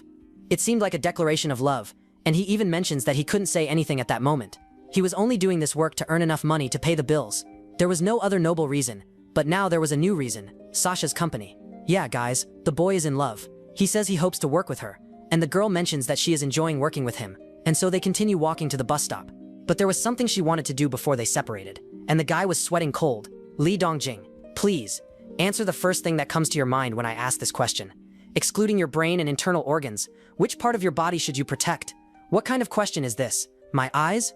Really? Which eye exactly? Not understanding the question well, he says it's the right eye. She tears a small paper from her clipboard and says she is going to engrave it on his right eye. Wait a minute, engrave it inside my eye? She said it would be better to go to a dark place, because staying there in the middle of the street could attract attention. Wait, I think I made the wrong choice. Can I change my suggestion? Making a gesture with her hand, she said he couldn't. You're very tall, Mr. Lee. Could you bend a little? He bends, and she tells him to close his eyes. At that moment, she places that paper on his right eye, and then her hand on his face. She tells him to stay calm, that it won't hurt, and prepares to kiss him. She ends up kissing his eye, and the guy stands still, saying nothing. The kiss lasted a long time, and he felt discomfort in his right eye, leaving a star-shaped mark. At that moment, an absurd power began filling his body, and after falling to the ground, the girl said he would feel paralysis for about 3 minutes. I should have said lips. She kissed my eye. I should have said lips. She said he would probably be surprised, but all of this would pass quickly. Since the old lady had died, Sorong said Sasha needed to return quickly to take care of the paperwork. As there wouldn't be time to help the hero, she apologized, saying she had to leave. It would take about 3 days for him to be fully recovered, so the training would be in exactly 3 days. She gives him the ice cream and says she used her magic so it wouldn't melt. The woman leaves, leaving the poor guy lying in the middle of the street, guys. Ah, no man, move to the other side. She doesn't have any consideration for you, no. He asks her to wait, showing the hair elastics he bought at the store. The poor guy couldn't speak properly, and even cried because of the pain in his eye. She picks up the hair elastic and remembers it was cut by Summer's knives. I don't know about you guys, but I didn't find this gift delivery very romantic. She crouches down, saying it's the first human gift she has received, and she's very happy. Slapping the ground, he knew she would like it, since women like presents, and thinks she must already be 90% won over. It wasn't in the most romantic way, but it worked. During the moonlight, he stays on the ground thinking that now he should think about the names of the children they could have. While they were at the bus stop, she talks to Sorong. She tells her assistant to send a letter to the Nine Heavens Fairy Sword Pavilion, requesting a loan and authorization. This is because they would need to use a sacred sword in the next battle. It was a powerful sword for fighting the Mukdugi. Since the hero had enormous potential, she knew the demons would gather forces to try to eliminate him, and, to prevent the boy from dying in the next battle, she said she would train him to make him stronger. Therefore, it was very important that Sorong did what she was asking. She ends up taking the other hair tie that hadn't been damaged, and uses it to tie her hair into a ponytail. She was happy to have received those elastics from Lee, and comments that she hopes the life force of this world leaves that hair elastic quickly, implying she couldn't use them because they were items from the human world. But she was very happy that he had thought of her, and bought this gift. After getting up carrying the hair elastics, she tells Sorong that she is leaving, taking ice creams. It's funny that she can appear on top of our hero's bed, but to leave she has to take the bus. The scene returns to our hero's apartment. He had brought the toothbrush and also a tub of ice cream. The girl asks what he was doing and says it couldn't be work, but he makes an excuse, saying he was working like that. Then tell me the name of the company you work for. He said it was funeral services, but the girl said that was a lie. Upon noticing he was using a contact lens, she imagines he went out with some friends who like cosplay. Did my eye change color and I didn't notice? Yeah, kid, it changed. Go look in the mirror. He puts his hand on his eye, asking what the hell was happening. After running to the bathroom, he notices his eye was normal, and even asks how she saw that his eye was different. But the girl kept making jokes, saying he was smelly. Since he didn't want her to know he was a soul guardian, he played along, pretending he really was an otaku, and was with cosplay friends. She says this is amazing because she knows he has a new hobby. And there was our boy saying aloud some embarrassing otaku words. The scene shifts to the Mokdugi world, and we see a house in the middle of a forest, and inside it was snowing. We are also shown a sword that seemed to be legendary. Summer enters that barrier where it was snowing, and comments that it is very annoying, because snow even fell in her hair. She had gone to the house of another Mokdugi. The guy says he likes to read in winter, and that's why he cast a spell to make it snow outside. Summer only came to this place because, actually, their mother assigned the guy, Aurora of the Rain, to carry out a hunt. This Aurora of the Rain had no interest in hunting human souls, but was already spreading news that there was a rookie human, a guardian, who was giving them trouble. Aurora asks if this human happened to be the one who defeated Nightfrost. Laughing awkwardly, Summer says yes, and that she fought against him the previous night. Aurora ends up throwing a towel to Summer, and upon catching the towel she starts drying her hair. Having discovered that he was the one dealing with the human who defeated Nightfrost, she said she was interested. Again guys, it's impossible to know if these Mokdugi are men or women. Each time the translation says it differently. Summer sits down and starts drinking tea with Aurora. The woman asks if the mission is to kill that human, as they discovered he has a special ability. The little cat says she doesn't know exactly what the mission is, so he has to go talk to their mother to get the details. But she imagines the mission is really to eliminate Sasha and that Lee guy, and not to capture human souls. Especially because that boy showed he could use the inextinguishable white fire.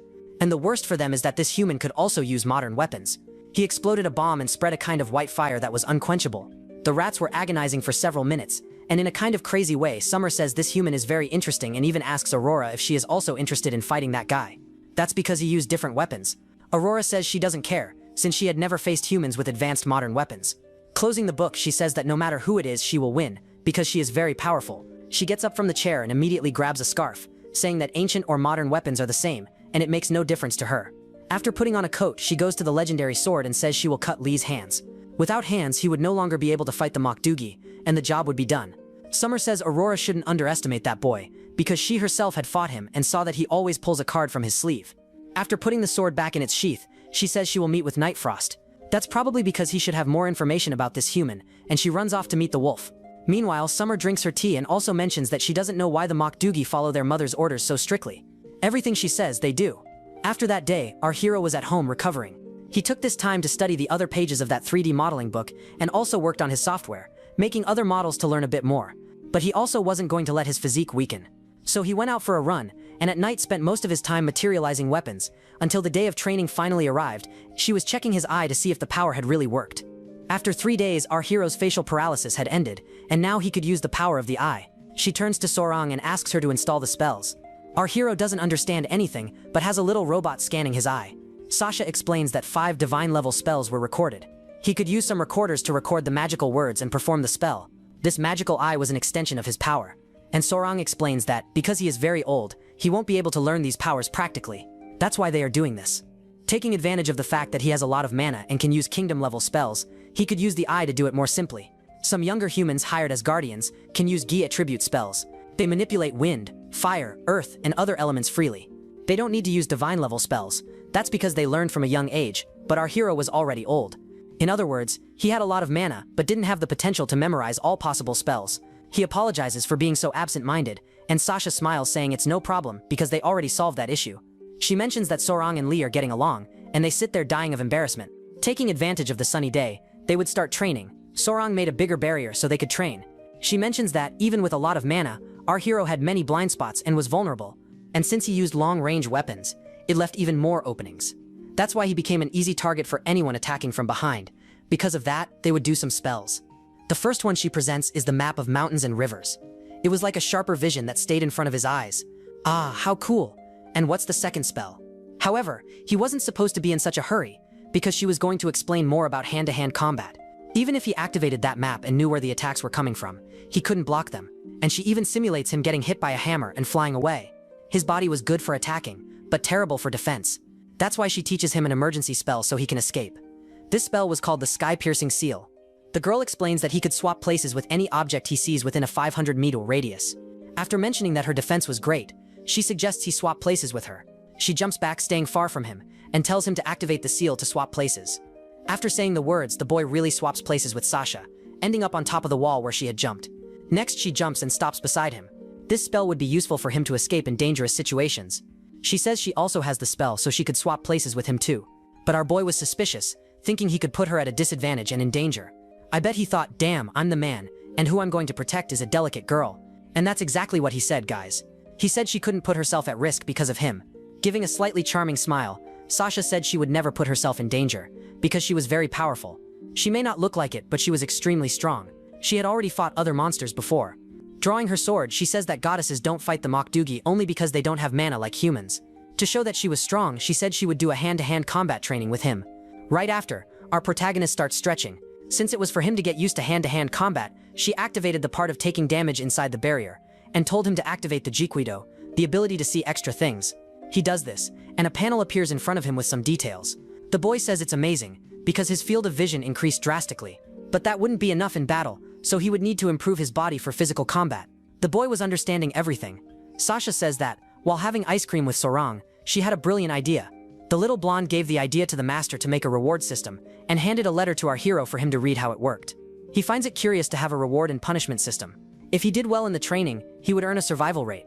He mentions that the reward wasn't that good, and wonders what the punishment would be. The letter said that if he did poorly in the training, a kind of hacker would hack his phone system and see his entire Google search history. Sasha becomes curious about what punishment that could be, and says she doesn't understand how that could be punitive. The boy looks like he has something important to hide, suspiciously. Sorang appears beside him and mentions that there was a small yellow paper hidden underneath. The boy tenses and prepares to grab the paper. Down there it was written not to mock her. Sasha didn't understand anything, but Sorang knew that our protagonist researched indecent things, to say the least. Yeah, guys, it's no use saying anything. I know very well what you search for. The scene shifts to the world of the Makdugi. Aurora is coming toward the wolf. Nightfrost notices that there's a guy coming with a large sword. Aurora starts provoking the little wolf, saying he returned from the hunt empty-handed. But Nightfrost tells Aurora to be careful with her words. He didn't want to cause trouble in their mother's house. Aurora continues provoking, asking if he was punished by their mother, but the wolf replies no, because their mother was very kind. Of course she is kind. She wouldn't scold a little child who failed a hunt. I didn't fail the hunt, I just fulfilled my promise. It seems Aurora likes to provoke Nightfrost, and they keep exchanging barbs. Aurora wasn't respecting Lee and Sasha very much, so Nightfrost explains that that boy is a brave human. Brave, huh? That doesn't make him a strong warrior. Without much patience for arguing, he simply said not to underestimate that human and that goddess. But we see that the fox and she didn't really believe our protagonist was strong. It's this type of character that ends up taking a beating at the end of the story. The guy also says, in a dark tone, that brave and skilled warriors are always the ones who progress the most. Aurora continues saying that Nightfrost seems to like these humans very much, and even comments that probably Lee and Sasha won't be able to withstand his sword techniques. The scene returns to training. our hero was already preparing to face the girl. She told him to carefully analyze the environment, because it was important to know where he was stepping. And extending the sword, she told him to manifest his own weapon. The boy thinks about which weapon to use. She explains that inside the barrier, he wouldn't be hurt, even if attacked by her. So he needed to stay calm. Since he was great at long-range attacks, he decides to create weapons he was already used to, and ends up materializing a shotgun, a somewhat close-range weapon, since he wasn't shooting from very far. Sasha told him to get ready and use the new ability to reduce blind spots. Our protagonist hadn't even finished listening to the explanation, because Sasha simply disappeared. He knew she did that so he could test the new ability. And when someone disappears, they're probably on the upper part, and he ends up aiming.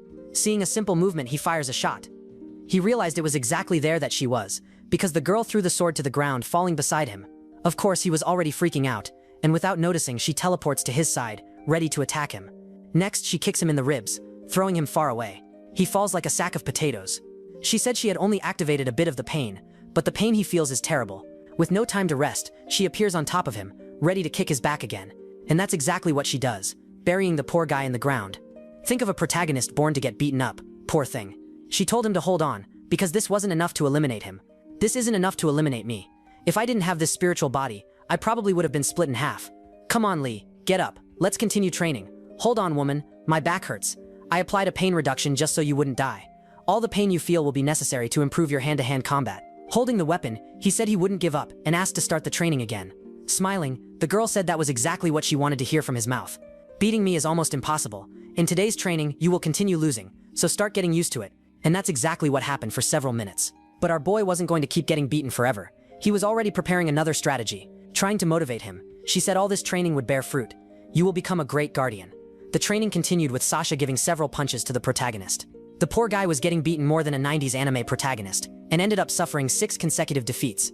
The duration of each battle was about 10 seconds on average. The place inside the training barrier was completely destroyed. After a while, she congratulated him, because he managed to last more than 10 seconds. With tears in his eyes, he thanks her, but in reality, he was dying of embarrassment.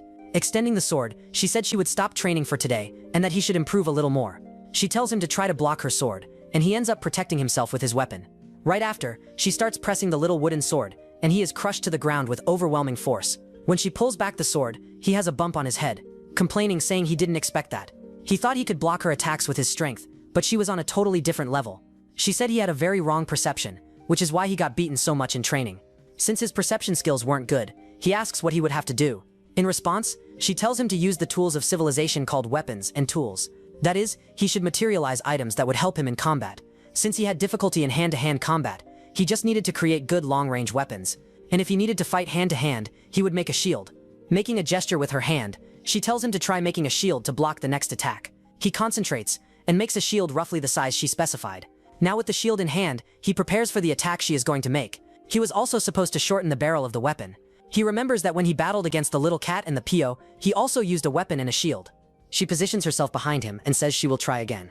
She would count to 3 and hit again, very hard on his head. So he was supposed to protect himself. She starts counting, and when she reaches 3, she strikes the sword against the shield. He manages to block perfectly, and she praises him. Next, she gives a slightly stronger attack, throwing the protagonist backward. But even so, he was doing well. Gradually, she increases the strength of the attacks, and he manages to withstand them all. In a few moments, she realizes he was doing better, remaining standing. The leg endurance and back balance were improving, and above all, his confidence had reached a higher level. Feeling that he was improving, she started intensifying the attacks even more. He even noticed an opening to counterattack. Looking at the cocked weapon, she realized what he wanted to do. At that moment, she strikes the shield from bottom to top, leaving the boy unprotected and disarmed. The shield falls beside his face, leaving him surprised. It was 10 battles and 10 defeats. He lost them all. He was even trembling from shock, and at the same time frustrated, and she kept praising him, saying he did well. Next, Sasha claps and asks Sorong to send 2 chairs and something for her to drink with Lee. A light appears above their heads, and a table along with a chair falls near our hero. I don't know about you, but I think Sorong doesn't like him at all. The thing almost hit the protagonist, and Sasha keeps saying that Sorong must have miscalculated the coordinates. Next, she asks the boy to sit down. Only 1 chair fell. Where should I sit? Then Sasha asks Sorong to send another chair. Another light appears, and what shows up is a box of apples with a little moldy one. There was a note on top of the box that said chair. Yeah guys, I'm sure Sorong doesn't like our hero. Sasha says that there were probably no spare chairs, so Sorong sent that box. She stands up, telling the boy not to sit on the box but on the chair. But he says it's okay. I don't mind, I like sitting on apple boxes. Don't worry. As he sits, the box breaks and the apples fly everywhere. This makes him lose balance, and when he is about to fall to the ground, Sasha holds him with her foot. I think today was the most humiliating day of our hero's life, guys. She asks if he's okay, and he says yes, he's very well. But at that moment he ends up receiving an amazing reward. I think all this humiliation was worth it. I'm not so sure. Are you really okay, Lee? It looks like your face is turning red. No, I'm fine. It's just that your legs are very beautiful. At that moment a chair falls on our hero, and he starts rolling from side to side because it landed on his shin. Sasha asks why Sorong did that, and the little blonde gives an excuse, saying his body is in spiritual mode, so he didn't get hurt. Giving a thumbs up, the boy confirms that he's not hurt, it just hurts a lot. Now they would rest a little. The boy was finding Sasha very cute during the training, and Sasha says that actually the one who is cute is Sorong, that super polite girl who keeps attacking things in me. She's not cute at all. Saying this, Sorong throws an energy drink can at our hero's cheek. Next, they continue with the training. This would be the final battle. If by chance he managed to last more than 30 seconds, he would win. Lee couldn't use simple bullets. Firearms were created many years ago, and after that evolved over time. After putting the bullets in his weapon, he puts in one last one, which was a special bullet, and comments that this will be his strategy to defeat Sasha. If he managed to hit her even once, he would already win according to the rules she set. It looks like your eyes are very determined. Your mindset is very strong. And raising the sword, she starts the battle. The girl was not joking, guys, and she already throws the sword at the protagonist. With the shield in hand, he tries to block. The girl smiles, because that was just a distraction, and advances toward the boy. Taking the opportunity, he fires his weapon. This shotgun was good for short-range attacks, and Sasha blocks it with her shield. The scene goes back a few minutes, when they were talking. She had asked if he wanted a drink, and he said no. With blushing cheeks, Sasha said it was a pity, because she wanted to drink something with him. Our boy didn't handle alcohol well, and asks her to make a chocolate milk, but since she was holding an alcoholic drink, he thinks of acting cool. Yeah, could you get me a beer, please? He tries to look cool, and she asks which brand he wants. Any, he replies, since he didn't know many. At that moment, he notices a magic circle appearing above his head, and a box of beer starts falling right on him. Sasha climbs onto the table and holds the box so it doesn't crush the protagonist's head. Strange, Sorong usually doesn't miscalculate the coordinates. She asks if the little girl was feeling unwell, and she says she was sleepy because she stayed up all night gaming. That's a bit suspicious, huh? All the magic circles she made were above my head. Still on the table, Sasha says that Sorong is very kind, because she sent a whole box full of beer. At that moment, the boy starts connecting the dots. She had been treating him badly for quite some time, and the only explanation for all of this was jealousy. Only now did this fool realize it, guys. She opens the box and hands a drink to the hero. The boy notices that she was laughing. Then he asks if by any chance she was reading his thoughts. In a very cute way, she says no. She just remembered a habit of Sorong. She had difficulties opening drink cans, so she always asked her master to open them. Back in the present, Sasha continues to push our hero hard. He tries to block the attack with the shield, but Sasha's sword technique is very refined and ends up cutting the metal shield. The bottom part of the iron plate falls completely. He knew that her magical protective barrier was far more powerful than the hand shield. She managed to cut the shield with a wooden sword, and when tossing the shield upwards, he still hadn't finished all his strategies. The girl cuts the shield that was thrown at her, and now that he was close, she said he had entered her contact area. There were still 20 seconds left for him to last in the battle. But the boy was betting everything on his last bullet. He had a few more shots to distract the girl, and continued firing at point-blank range. He had already made 6 consecutive shots, and Sasha says it's useless to shoot at the barrier because it won't break it. However, the 7th and final bullet arrived, which he called the Dragon Respirator bullet. There were 15 seconds left for him to survive the battle and either win or hit her with the single shot. Aiming downwards, he said that this was his strategy.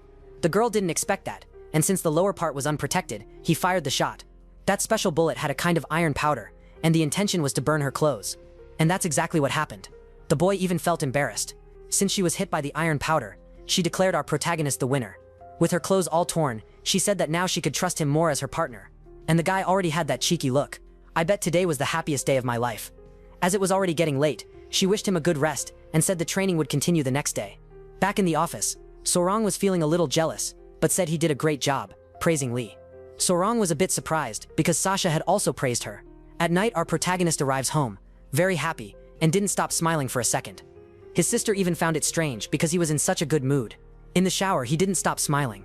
During dinner, the boy kept smiling, even while washing the dishes. What could have happened to me? He remembered the scene when she said she could now trust him as a partner, and when lying down to sleep, he said he would have sweet dreams with Sasha and even dream about their children.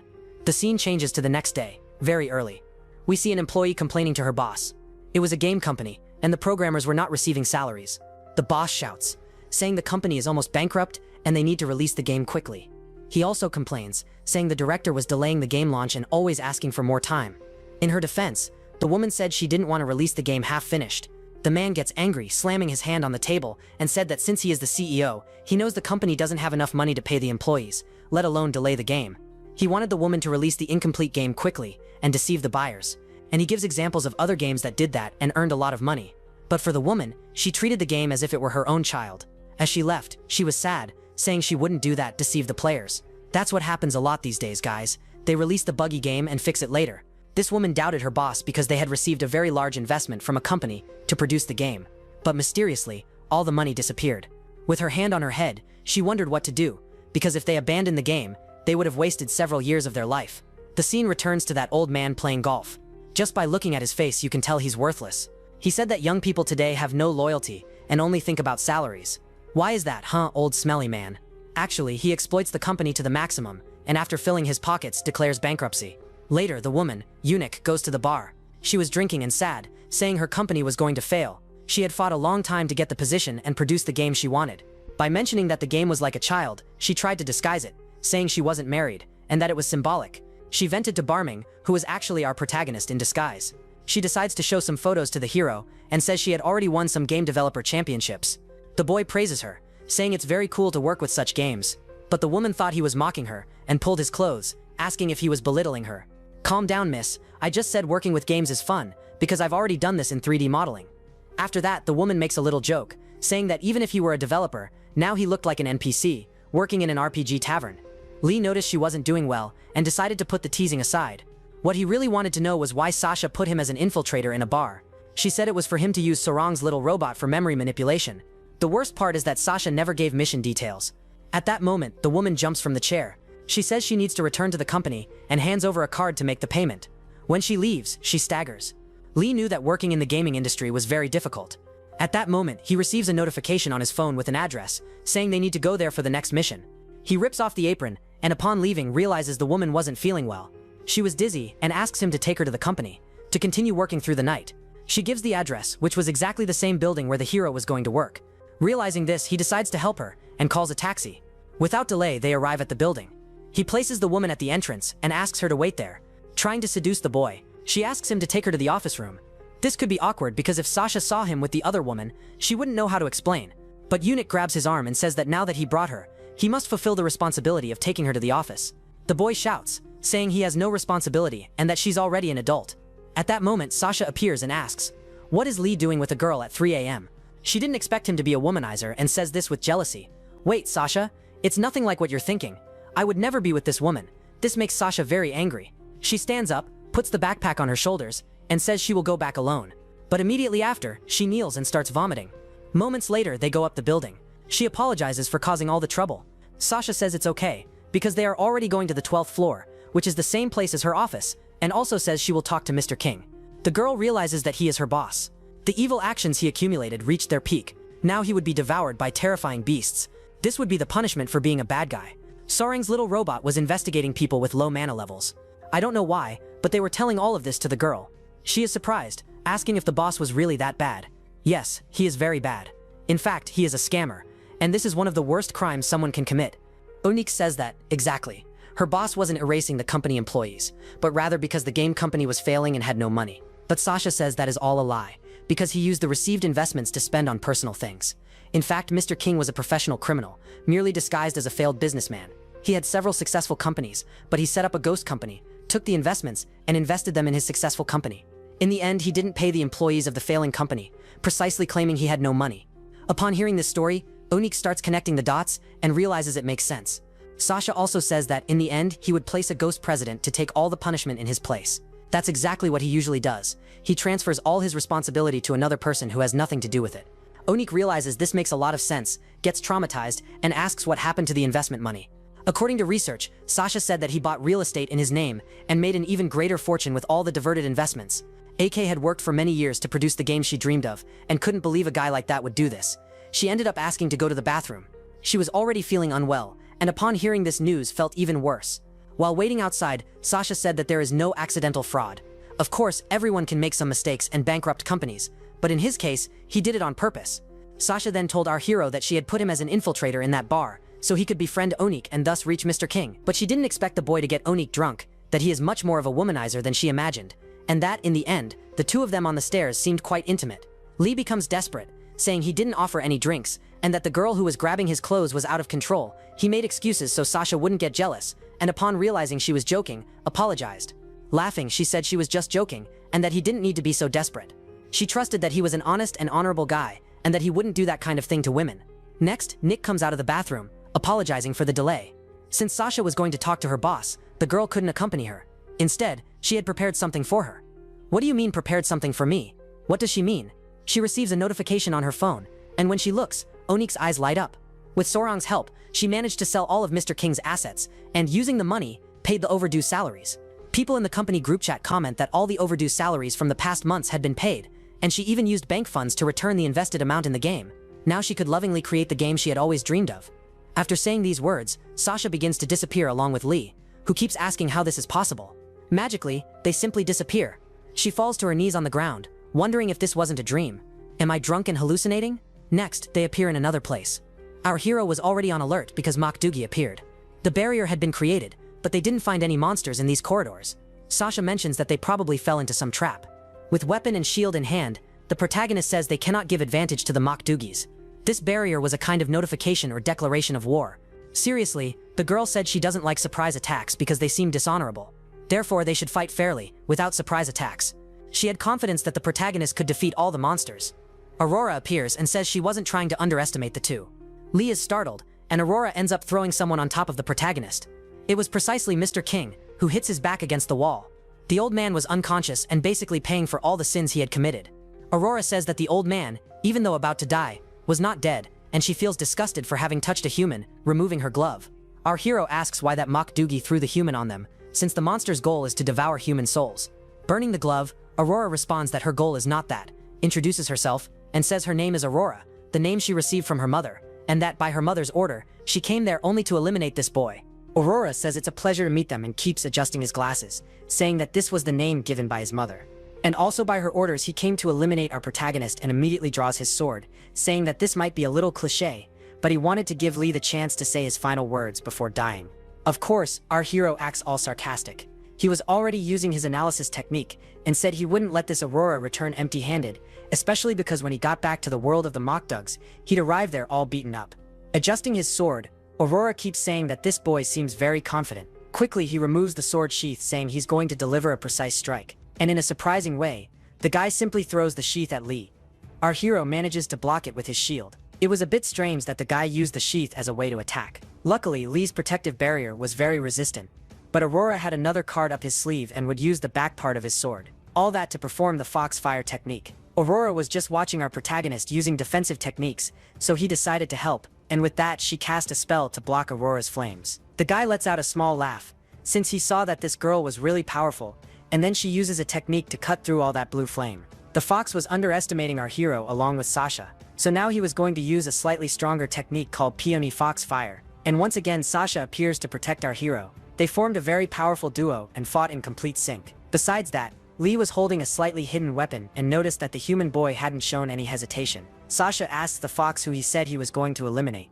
Then the guy decides to test it, using his technique again. Blue flames cover the whole hallway, and with great skill Sasha blocks all those attacks and throws the flames to the sides. He laughs, saying that she's very skilled and managed to block all his power. However, he had used foxfire behind her. Those flames had the shape of a fox, but none of that was enough to get through Sasha's defenses. The girl was very skilled, and the guy keeps saying that he didn't expect them to be that strong. It seemed that the girl was much more powerful than that guy, so he'd need to separate the two. With that, Aurora starts to push even harder against Sasha's protective barrier. With a sly grin, he says that she isn't an opponent he could defeat that easily. However, that foxfire was cracking parts of the floor, and all of this was part of his plan to separate Sasha. And this way, the floor ends up breaking and she falls a few floors below. Now that she was in a hallway a bit far from our hero, the guy could fight alone. Touching his hand to the floor, he begins releasing his magic and says that now he's going to eliminate the boy.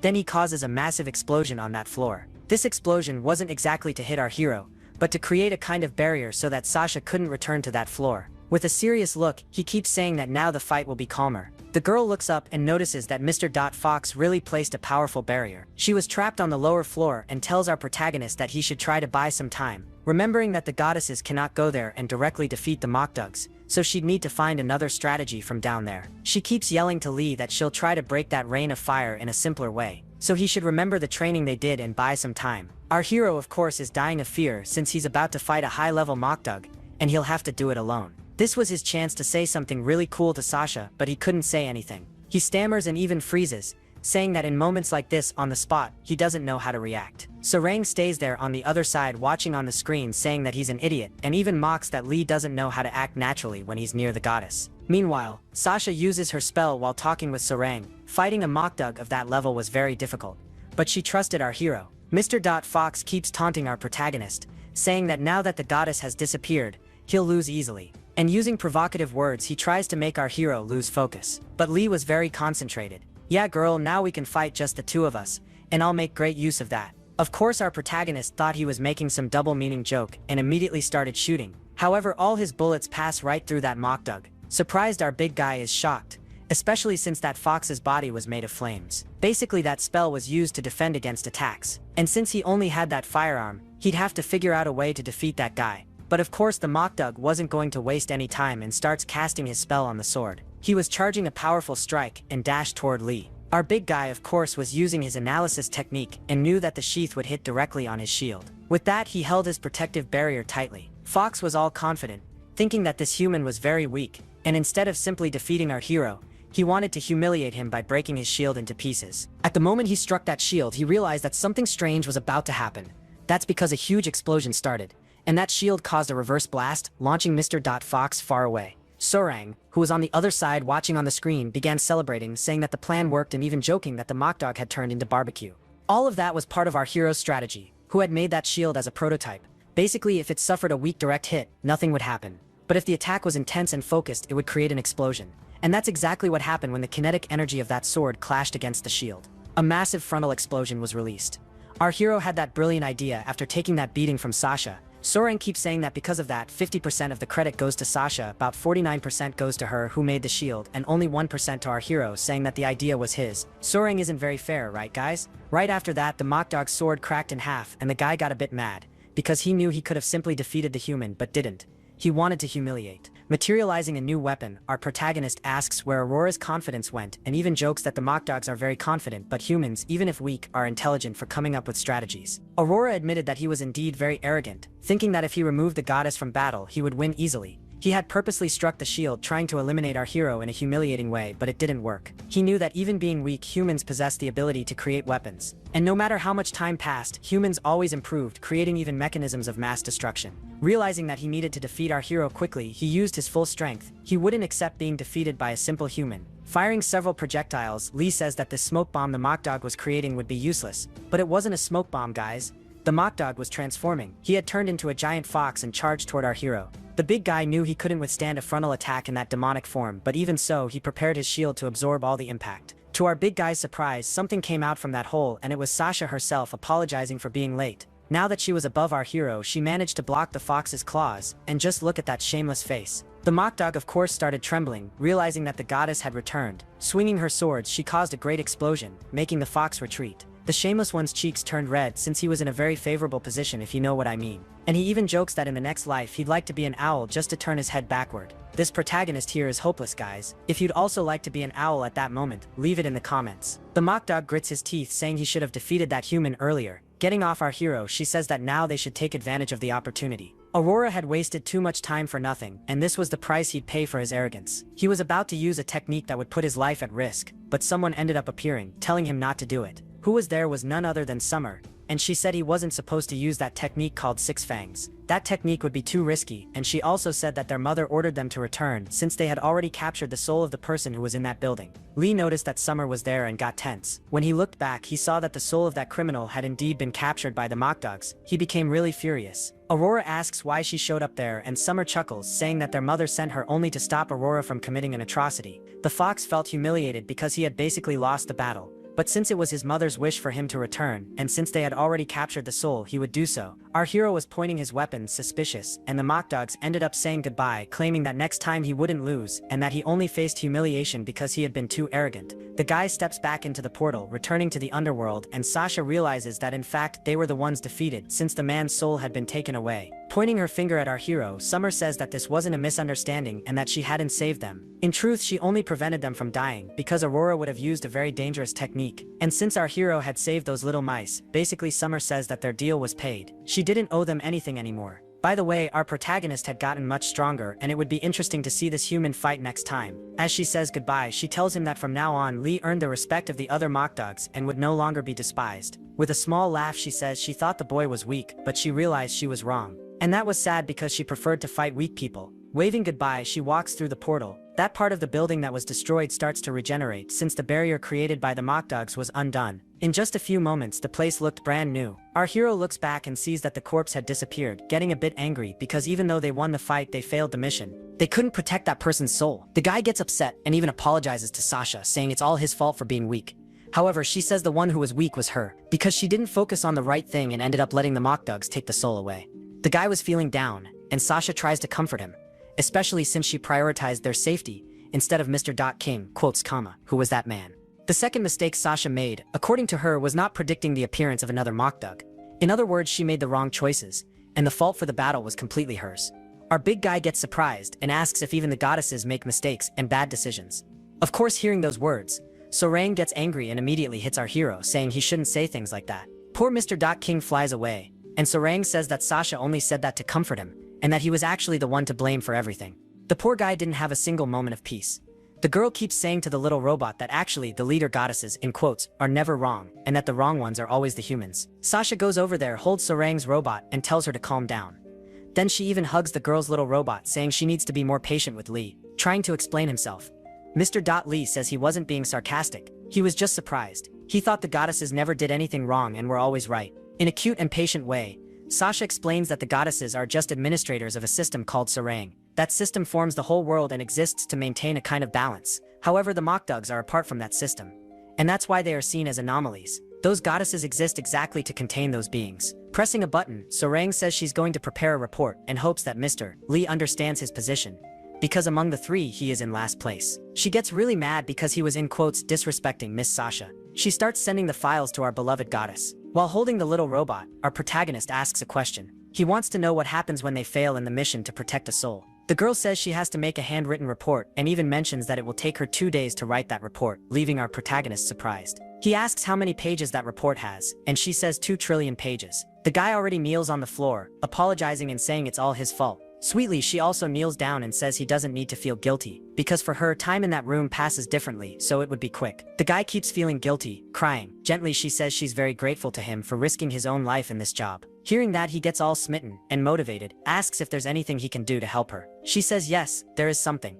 Since she'll spend 2 days writing that report, she says she'd like to find a room and even asks if, by any chance, he's free tomorrow to help her find that place. Logically, the boy gets all excited, saying he's freer than ever. So the meeting was set, he would go out with her to find a place. The guy even starts sweating cold, thinking it was a romantic date. At night, she sends a message to our hero saying she won't be able to make it to the meeting tomorrow morning and that she'll send Sparring in her place. The guy had never seen that girl before, so Sasha ends up sending a photo. The next day, very early, he wakes up to go to that so-called meeting with Sparring, and his sister asks what he's going to do. He tells his little sister that he's going on a date, and when she asks with whom, our hero answers that it's with a girl and leaves, slamming the door. The sister blushes, thinking that he finally got himself a girlfriend. The day was beautiful for a romantic date, and he keeps looking at his phone, imagining what a date with Sasha would be like. But unfortunately, it would be with Sparring. At that moment, someone shows up saying hello, calling him an idiot. And the big guy realizes that this was Miss Sparring, exactly the girl from the photo. He even thinks that if she's as angry in person as she is with the little robot, he's doomed. Extending his hands, he introduces himself, but she gets mad, saying she already knows his name and even says she knows a lot more than just the name. Whispering, she says she even knows the things he searches on those adult sites and finds his search words weird, saying he has a peculiar taste. She basically had been spying on him at night, and the guy gets angry, saying it's wrong to watch employees. The girl starts saying all that out loud in public, leaving our protagonist frozen. With tears in her eyes, she says she's very disappointed to know that Miss Sasha's partner is a shameless guy like him. She says that very loudly, drawing everyone's attention, and people around start looking. Our big guy realizes there's no way to win this argument with the blonde. While they're arguing, Sasha is writing that 2 trillion page report. And yes, the poor thing really was doing it. The little girl had talked to Sasha a little earlier, saying it wasn't necessary for her to do that. However, a human soul was very valuable. What she did was something very wrong. Maybe losing those human souls wouldn't bring immediate destruction, but it could in billions of years. Sasha understood Sarang's frustration very well and said she should calm down. Several shaman families around the world spent many years improving techniques to fight the Mokdugs, all that to prevent human souls from being devoured by those demons. That's why their job was so important.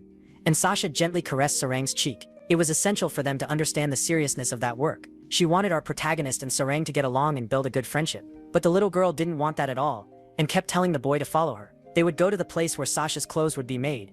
Our hero says that place looks abandoned. He even points to the store saying it's empty. But the girl tells him to shut up, because that was the right place. At the entrance there was a little sign in a bag with a newspaper. He decides to check the newspaper to see if it was from today. When he picks it up he realizes it's from a very old date, about a year ago. Stretching out her hands, Sarang casts a spell to open the door, and immediately the little sign spins, allowing them to enter the place. Our hero still doubts it, thinking it's just an abandoned place. But when he goes through the door he realizes there's a magical barrier. Inside the place is extremely luxurious and beautiful. The girl tells him to move already and stop standing there like an idiot. Then she walks up to a bird and tells it to replace the newspaper at the door, because it was too old and could attract attention. Looking at the bird, our hero finds it strange, and she keeps scolding the creature, which keeps tilting its head from side to side. At that moment the boy hears a purring sound, and when he looks back he sees Pio, that little black cat. He goes over to pet it. But the cat didn't like being woken up while sleeping, and the blonde girl already warns him not to mess with it. Even the bird waves its wing telling him not to bother the cat. So our hero turns and asks, why is this bird so weird? The girl says its original name was Shuyo, but that didn't matter because the bird wasn't important. She calls him to come into another room. When he enters he's surprised because the building's facade was small but inside the space was huge. There was a gigantic library, and Sarang says that was her workspace. It was the girl's workshop where she made clothes and also the weapons used by the king. All the consumable items were made there. She says Sasha's stylish clothes are entirely created by her. Out of nowhere Sarang grabs a little cookie, and our hero finds it odd, wondering why she's eating that right now. When he looks to the side he sees a pile of snacks. Sarang justifies her sweet addiction by saying it's to stimulate her thinking. But he notices it's all processed food and jokes, saying that's not healthy. With blushing cheeks and a dirty mouth, she says she really likes snacks, but that wasn't so important. Our hero asks how she makes Sasha's clothes. Showing a brush she says it's with that artifact. The brush was used by a legendary artist and had a magical effect. Basically it drew what the person was thinking.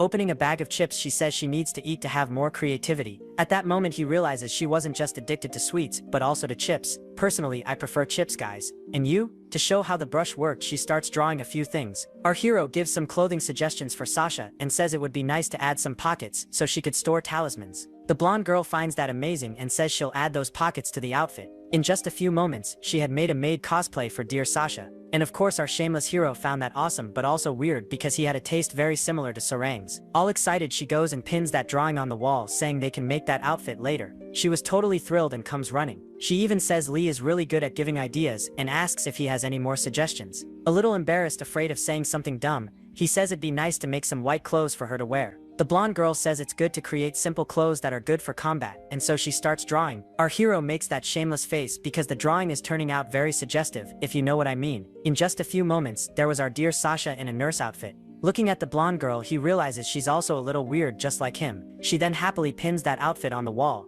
With his hand on his head he keeps thinking that Sarang has peculiar tastes just like his own. All excited he says it's his turn now to make a new outfit. Sarang says that since he's a rookie, he might not manage to make a decent outfit, but admits he has good taste. Grabbing that brush he thinks he's never done anything like this before. He couldn't think of anything too indecent if you know what I mean, so he decides not to fool around and to make a serious outfit for real. The guy starts giving his best, and the paper even begins to glow with a golden light.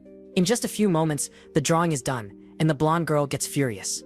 When she looks at the drawing she realizes our hero is way more shameless than she thought, and starts accusing him of being a pervert. She doesn't understand why her master chose such a brazen partner, and even mentions she could have easily picked the spear priestess. When the poster of Sasha is pinned to the wall, you can clearly see from afar what kind of outfit he designed. The guy asks who that spear priestess she mentioned is, but the blonde doesn't want to talk. Then he gets a brilliant idea to make her spill it. He shows a picture of a cafe full of sweets and says he'll take her there if she tells the story. Seeing that she feels very tempted, especially since that cafe sells the best desserts in town, and she even starts drooling. That way, our protagonist manages to buy Sarang off and takes her there. Upon arriving at the cafe, she's completely enchanted, so he goes ahead and asks who that spear priestess Sasha could have chosen is. The blonde explains that there are shaman families spread all over the world. They create perfect partners so the goddesses can fight against the Mokadugs. With her mouth covered in sweets, she also explains that those shaman families adopt orphan girls. After adoption, they go through intense training to fight ghosts. They drink lots of purified water to become strong against those demons, and do that for a long time until they become great warriors. Since they've been trained since childhood, they already possess a very high cultivation level. And it doesn't matter which religion the girl follows, they all go through a final training. Our hero asks if those shaman sects don't have their own religions. Sorang replies that it doesn't matter if they're Catholic, Buddhist, or Protestant. In the end, what truly shows their power is if they have a Christian vow. It's kind of contradictory, guys, but after finishing their training they go to a church and perform a sort of baptism. Among all the created priestesses, they always possess much more mana than normal humans, and that's why they are perfect choices to become companions for the goddesses. In other words, even a weak priestess would still be much stronger than our hero. She says that while pointing her finger at him, of course he feels humiliated, since he wasn't good enough to be Sasha's partner. But it was strange, why did Sasha choose him as her companion instead of a spear priestess? The scene changes to a little later, and we see that Mokdug knocking on a door. He was waiting outside an apartment and heard the little cat singing inside. Then he starts knocking harder, and who shows up is none other than Summer. The little cat tells him to ring the bell instead of banging on the door. The guy says he doesn't like annoying stuff like injections, because he's tired of missions. The kitty then says that if he's tired he can sleep in her bed, and she won't charge him this time. She was making a double-meaning joke, if you know what I mean. That makes the guy mad, and he even says that being a guy wearing women's clothes, he looks way too much like a woman. And she jokes back saying that's exactly what she wanted. Yeah guys, I was caught off guard. I really thought that character was a woman the whole time, but alright, right? The wolf keeps saying it's not normal for a man to wear women's clothes and that he should dress like a man, especially since no man wears an apron to cook. And when he looks ahead he sees it's actually Mr. Fox wearing the apron. And it was a really cute apron, which makes him mock the guy. Moments later they're all having lunch and the wolf says they should quickly talk about the reason for this meeting. They needed to deal with that human who was getting stronger thanks to Sasha, but Aurora says it's better to talk about that later and enjoy the meal. The wolf says they're acting too much like humans doing this kind of thing, and even comments that the fox is becoming more and more human, forgetting his origins. That way they start throwing barbs at each other. The fox says the wolf is very weak since he was humiliated last time. That makes the guy furious, and he immediately throws the table away, ending the dinner. While they insult each other, Summer stays in the back trying to calm them down, saying they actually have something in common. Both of them were humiliated by that rookie human. Immediately the two grab the little cat by the neck and she apologizes, saying she's really scared of violence. Some time passes, and they finally make peace. While cleaning the dishes, Summer says there's something very strange about the existence of the Mokdugs. It was weird that they were so much stronger than humans but couldn't fight them until human mana was low. The demons could basically only kill humans whose mana was extremely weak, and the humans' mana would drop whenever they did bad deeds. So the Mokdugs were basically reapers. They served to purify the soul of the human world, eliminating people who were, let's say, dead weight. But at the same time, they were seen as anomalies and hunted by the goddesses all the time. Aurora tells them to drop the subject because he actually agrees but thinks it's better not to talk about it. They were extremely obedient to their mother, so they didn't like questioning those things. The wolf even says he would never doubt their mother, and that she would never put them in danger with unnecessary things. After all, everything they did was for the good of their own kind. Their mother reached out her hands to save them all. The scene shifts back to the cafe, and our hero is puzzled, wondering why Sasha chose him. The girl says she doesn't know the reason, but trusts her master and believes he was chosen for a good purpose. Since shaman families exist all around the world, it isn't easy to recruit those girls who are priestesses. That's why they're so valuable, and the gods always seek the most powerful warriors. Even if Sasha didn't get the most powerful one, she could have chosen any other girl instead of our hero. That makes him feel even more guilty. But the blonde admits that his mana level is actually quite high and that he's talented. That's why he should train hard until he reaches the level to be a worthy partner for Sasha. The big guy says he doesn't know why he was chosen, but promises to give his best to become stronger. He wants to prove that Sasha chose the right person. That surprises the girl. She throws a little spoon at his forehead and says he's being too full of himself, but admits that Sasha would never choose wrong and that she trusts him too. Then she starts casting a spell saying she'll give him a gift to help him. She pulls a tablet out of a portal and says he'll get that to focus on training and get stronger. A few days pass and Sasha finally finishes writing that 2 trillion page report. The blonde, all excited, says she made a kind of contract so Sasha could summon that sword whenever she wanted. But at the same time she was worried about her master, thinking she must be tired after writing for so long. All sweet, Sasha says she's not tired and that her student doesn't need to worry. But at the same time she gets a little annoyed, thinking it's strange to need permission to summon weapons. Calmly, Sasha explains that it's because those weapons are of a very powerful category. Even so, the blonde isn't convinced and says they should be able to summon weapons whenever they wanted. At that moment she asks the secretary if she has a minute and mentions that the blonde's karma is very high, asking if she did something wrong. That's when she realizes she might have broken some rule. It was exactly when she pulled out that tablet with magic, saying she'd give a gift to our hero. In truth, she just wanted to help him,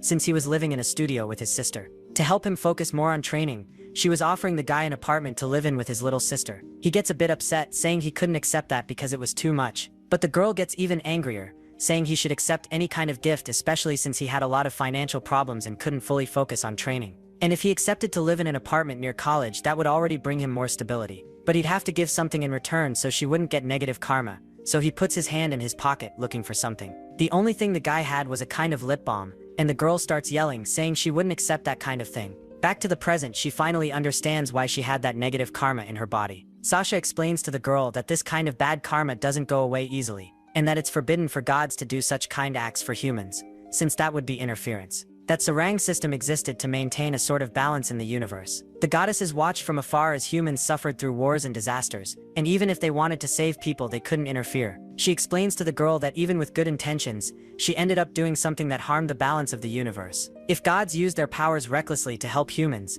it would cause a catastrophe no one could predict. That entire law was created by Princess Bari, who made the Sparring system to bring balance to the universe. It was a cold law, but it had to be followed strictly. However, humans weren't abandoned by the gods. On the contrary, people like Sasha were there to guide the souls. She even asks Sparring if she learned that at the school for young gods, and the girl says yes and that she's sorry, apologizing to Sasha. Our dear maiden says it's okay and asks the girl to sit on her lap. The blonde, all emotional, rests her head on Sasha's legs. Then Sasha asks the girl to wait a moment and begins to pull from inside her a kind of crimson energy. The blonde asks what that red orb is, and Sasha explains that it's all the karma inside the girl's body. The blonde realizes that Sasha was absorbing that negative karma and explains she did it to purify it. The girl gets outraged, saying her master shouldn't do that, but Sasha says that karma couldn't be dissolved by the girl since she was still too weak. Of course, the blonde starts crying, feeling guilty, saying she won't let her master suffer that punishment. Patting her head, Sasha says it's alright. Since she was a high-level goddess, she could purify it in a few days. Crying a lot, the blonde keeps apologizing,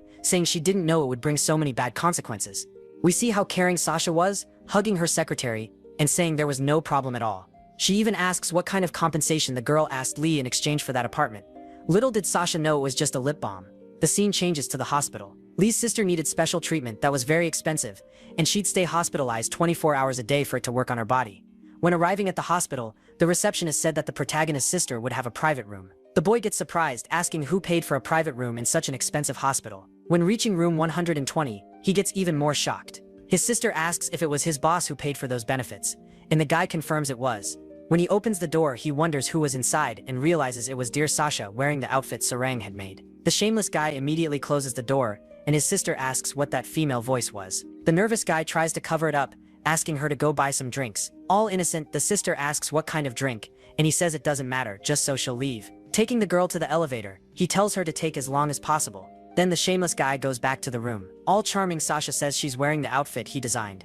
The guy, desperate, even knocks over a chair. He puts his hand on Sasha's shoulder and asks why she's wearing something like that. She wasn't supposed to wear something showing so much skin, and with his cheeks red, he says he didn't design that. It's not that he doesn't want her to wear such clothes, but it was too provocative. He even starts taking off his own shirt, saying she needs to cover those parts of her body. But of course, at such an embarrassing moment, his sister would open the door, right? Blushing and a little breathless, Sasha says hello to Lee's sister. Seeing that scene, the sister gets embarrassed and turns her face away, already imagining they were about to do something wrong, if you know what I mean. All nervous, she asks what her brother was doing with that half-naked girl, saying she was already traumatized by the weird videos he watched on his computer. And the guy keeps telling his sister to be quiet. With the shirt tangled on his face, he insists he's not some perverted idiot. 5 minutes later, they had already cleared up the whole misunderstanding. The girl says she didn't know Sasha was her brother's boss and even mentions she was traumatized because of the videos he watched. All teasing, Sasha says she's only wearing that outfit because Lee himself ordered it. Again, the sister gets mad, asking if her brother has no shame, and starts dragging him by the shirt. She says he could very well watch those forbidden videos on his computer, but shouldn't flirt with his own boss. The poor guy keeps begging his sister to stop bringing up those videos. Then Sasha decides to help our hero, saying there was a misunderstanding. She wasn't necessarily forced by Lee. She was just wearing an outfit designed by his secretary. The protagonist's sister starts apologizing, and Sasha admits that the outfit Lee had designed was actually a swimsuit and not that nurse uniform. But she decided to wear the nurse outfit because it was a bit more casual and it would be embarrassing to go to a hospital wearing a swimsuit. At that moment, the girl was sure her brother was a pervert and ends up punching him, calling him shameless. A few minutes later, the hero's sister was medicated and had already fallen into a deep sleep. The nurse was making some preparations and said that since the medicine was strong, she'd stay sedated for 24 hours. Since that part of the hospital was private, they could only call the nurses through the intercom. After saying that, the nurse seems to get an idea. She was in front of a beautiful couple and gives a shy laugh, saying she feels jealous thinking of when she was younger. She says she met her husband in that very hospital and mentions that the doors are thick and soundproof, so they could do whatever they wanted inside. Outside, she says loudly that they could relax because no one would bother them. The protagonist freezes, dying of embarrassment. Sasha comments that it's good to know those doors are soundproof. What could that naughty girl be planning, huh, guys? Then she tells Sparring to release the drone, and the blonde's drone appears right there in the hospital. The big guy asks if their mission to hunt Makdug will take place in that building. The girl answers yes, it will happen in a private room in the building next door. She also mentions that the idea of getting a private room for more safety was thanks to Sparring. She was the one who had that brilliant idea. The girl gets all shy and says she did it for the well-being of the hero's sister, not because of him. Sasha says that Sparring wanted to do something good for the hero, but it had to be something that wouldn't bring negative karma. That's why she spent the whole night reading the Book of Divine Laws until she found something that was beneficial and wouldn't bring too much karma. But she gets angry, saying she didn't do it because of him. Even so, Sasha feels happy because now the two were getting along. She comments that she's happy to meet the hero's sister since she has a rare soul. Eden basically was a new soul, extremely clean. The boy doesn't understand anything. How come a newborn soul? Then Sasha explains that the girl is a pure newly created soul. She hasn't gone through any reincarnation. It was a clean soul, free from both good and bad deeds. Spiritually, she was pure, like a blank sheet of paper. Creating souls like that happens all over the planet. But it's very rare? It happens once every million times. The protagonist is surprised and even asks if that's good or bad, and if by any chance there could be any negative effect. Sasha says that newly created souls are kind of normal, but they have no advantage or disadvantage. Basically, his sister's soul is clean, like a blank canvas. Although that was normal and rare at the same time, it meant she was an ordinary girl. She had nothing bad, nor anything good. Yeah guys, I know it sounds weird, but basically she was a pure soul. Now they would focus on the wrongdoers whose mana was low nearby. Sasha explains that those wrongdoers are in the next building, and that around 3 a.m., Makdug will appear to eliminate them. Those people were accumulating negative karma, and their mana was already very low. There would be 4 people, and the hero gets a bit tense. Sasha explains that they lead a group formed by heirs of the 4th generation of famous businessmen. Those people were sharing some kind of illegal product. And you know what I mean, that sugar, let's call it that, was being brought to Korea in thousands of tons per year. And that girl Jodim, who had lost her life, was also involved in that. The hospital owner was the guy mixed up in those sugar schemes. The hero asks if they were going to harm his sister, and Sasha says no, but they were doing bad things to other patients. They made a kind of life insurance for the patients and soon after eliminated them. They put some kind of poison in the IV bags and kept all the money, claiming the people died from medical errors. That way they increased the family fortune, not to mention they could buy much more sugar. Realizing that, the boy says they need to act fast before those people kill anyone else. Sasha says that might sound frustrating, but they can't act fast enough. Because of the god's law, they couldn't interfere directly, or it would cause serious damage. The only way to punish those wrongdoers was to wait until their mana dropped and the Makdugs appeared to eliminate them. But at that moment they would appear to stop the Makdugs from stealing the souls. That's because it was necessary to guide those souls to hell. The protagonist asks if those people when taken to hell would regret it. Sasha answers that even while suffering a lot, that's practically impossible. They would suffer something beyond human comprehension. They would be tormented for millennia and receive the worst punishments possible. After a while, those souls would be purified and go through reincarnation. The god's job was exactly that, to make people purified. If they lost another soul, Sasha would spend another week writing on those papers, which made the hero nervous. He didn't want her to suffer that punishment again. That's why this time the hero would infiltrate that group of mobsters. Sparring starts to open a portal for him to get his uniform. He would infiltrate that group to discover what they were doing. The girl prepared a super stylish outfit for him and even joked that she would wrap him in the best package ever. Some time passes and the big guy puts on the stylish outfit. He was supposed to pretend he was a businessman's son. He would attend that mobsters meeting to find out what they were plotting. Through the little robot, the blonde says that even with the stylish outfit he still wasn't handsome. Sparring says she likes him the way he is and doesn't care about fancy or stylish clothes. Hearing Sasha's words, he gets his cheeks flushed. Then she says that he wasn't just supposed to find out what they were doing in that room but also to buy some time, and she also asks him to take the silver worm. She explains that they would probably make him take some kind of drug to alter him. Then that little worm would purify everything he took. She assures him not to worry because the worm was totally safe. He says the worm is cute and disgusting at the same time. Right after that, she gives him a talisman to put in his pocket and explains that they could communicate through it telepathically. Without questioning much, he puts the talisman in his pocket. She asks if he can hear through thoughts and then gets close, all romantic, fixing his tie. She says it's for him to blend into the meeting pretending to be one of the mafia businessmen. The guy gets all love-struck because she's standing really close to him. Sparring notices that the shameless guy is in love and even blushing. Then she gets mad and hits him in the face with the little robot, telling him to stop making that goofy face. Right after that, Sasha wishes him a safe trip and says she'll take care of his sister. So she closes the door and he freezes, thinking it would be great to work every day feeling like that. But since Sasha could hear all his thoughts, she asks how he usually feels. She knew exactly what he meant but was just teasing him. The guy runs off, dying of embarrassment, while she laughs on the other side of the room. While the big guy walks toward the other building, she says he needs to infiltrate. Those mobsters were starting to inject that poison into the hospitalized patients. And since they had a lot of negative karma, they would end up attracting the mockdugs. Sasha confirms that's exactly it. When they were about to be attacked by the demons, she would appear to save him. The only thing he had to do was gain the mobsters' trust, and also buy some time.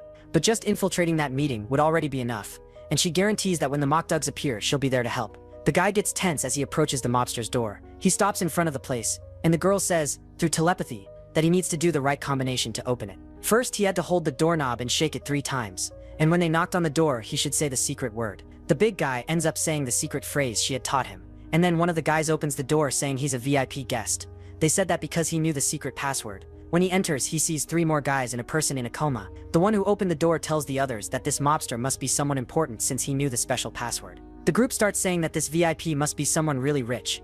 They even ask if he studied abroad. One of the guys says not to ask questions to a VIP guest.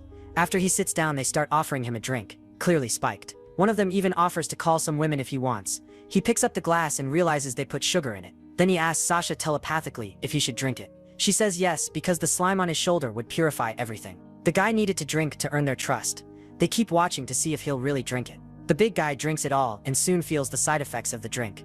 But the slime starts purifying him. It was like a leech draining all the poison. He comments that the little creature seems cute but gross at the same time. And it was working. He managed to remove all the poison from his body, and it happened so fast it even felt strange. The guys comment that he's really strong since he drank everything without flinching. Then he pretends and says he's done this many times before. Sasha giggles because he's such a good liar. Mentally, they both celebrate since the plan worked. Now the real job was starting. The guys put other things in his drink and forced the hero to drink everything. But Sasha says he should drink it so they don't suspect anything. He wouldn't feel any real side effects since the slime purified everything. The slime also created a system window for him to see what kind of sugar was in the drink and act accordingly. He drinks something that makes him feel depressed. And that's exactly the act Lee puts on, pretending to be sad. The guys whisper that now that the newbie passed out, they can start the plan. And they also say that just to be sure, they'll offer him a stronger drink. They go up to him and ask if he wants to try a new item. Sasha warns the hero to take it and mentions that the mockdugs are about to appear. She also says the connection with him will drop for a short moment. The big guy says that's fine and asks if she'll really show up to help if the demons appear. He takes the pill while asking how dangerous it would be if that happens. Sasha says he's doing really well and can relax because she'll appear to help him. It seemed he was still traumatized from the last fight. After taking it, the guys laugh, saying that now he's going to pass out. But the slime on his wrist absorbs all the poison. He doesn't feel any side effects from drinking that kind of stuff. At that moment, a system window pops up showing the pill's effects. In other words, he would feel strongly attracted to women. He gets tense, wondering how he should act. It was obvious the mobsters wanted to get him out of the room to kill the man in a coma. And that's exactly what they did, guys. They made life insurance for people and then injected poison to keep the money. Looking at them, the hero already knew what to do. Then he starts shouting, telling them to call a woman right away. All red, he says he's excited and wants to go out with a girl. One of the mobsters says that's on him and quickly grabs his phone to call his girls. Surprisingly, there was already a woman outside the building. He gives an evil laugh and says she's already coming up the stairs. Our hero pretends to be under the effect of the drink, sweating cold. The guy tells him to go to the room next door to enjoy the date with the girl. With an awkward laugh, he says he likes that room anyway and that he'll have fun with the girl and come back soon.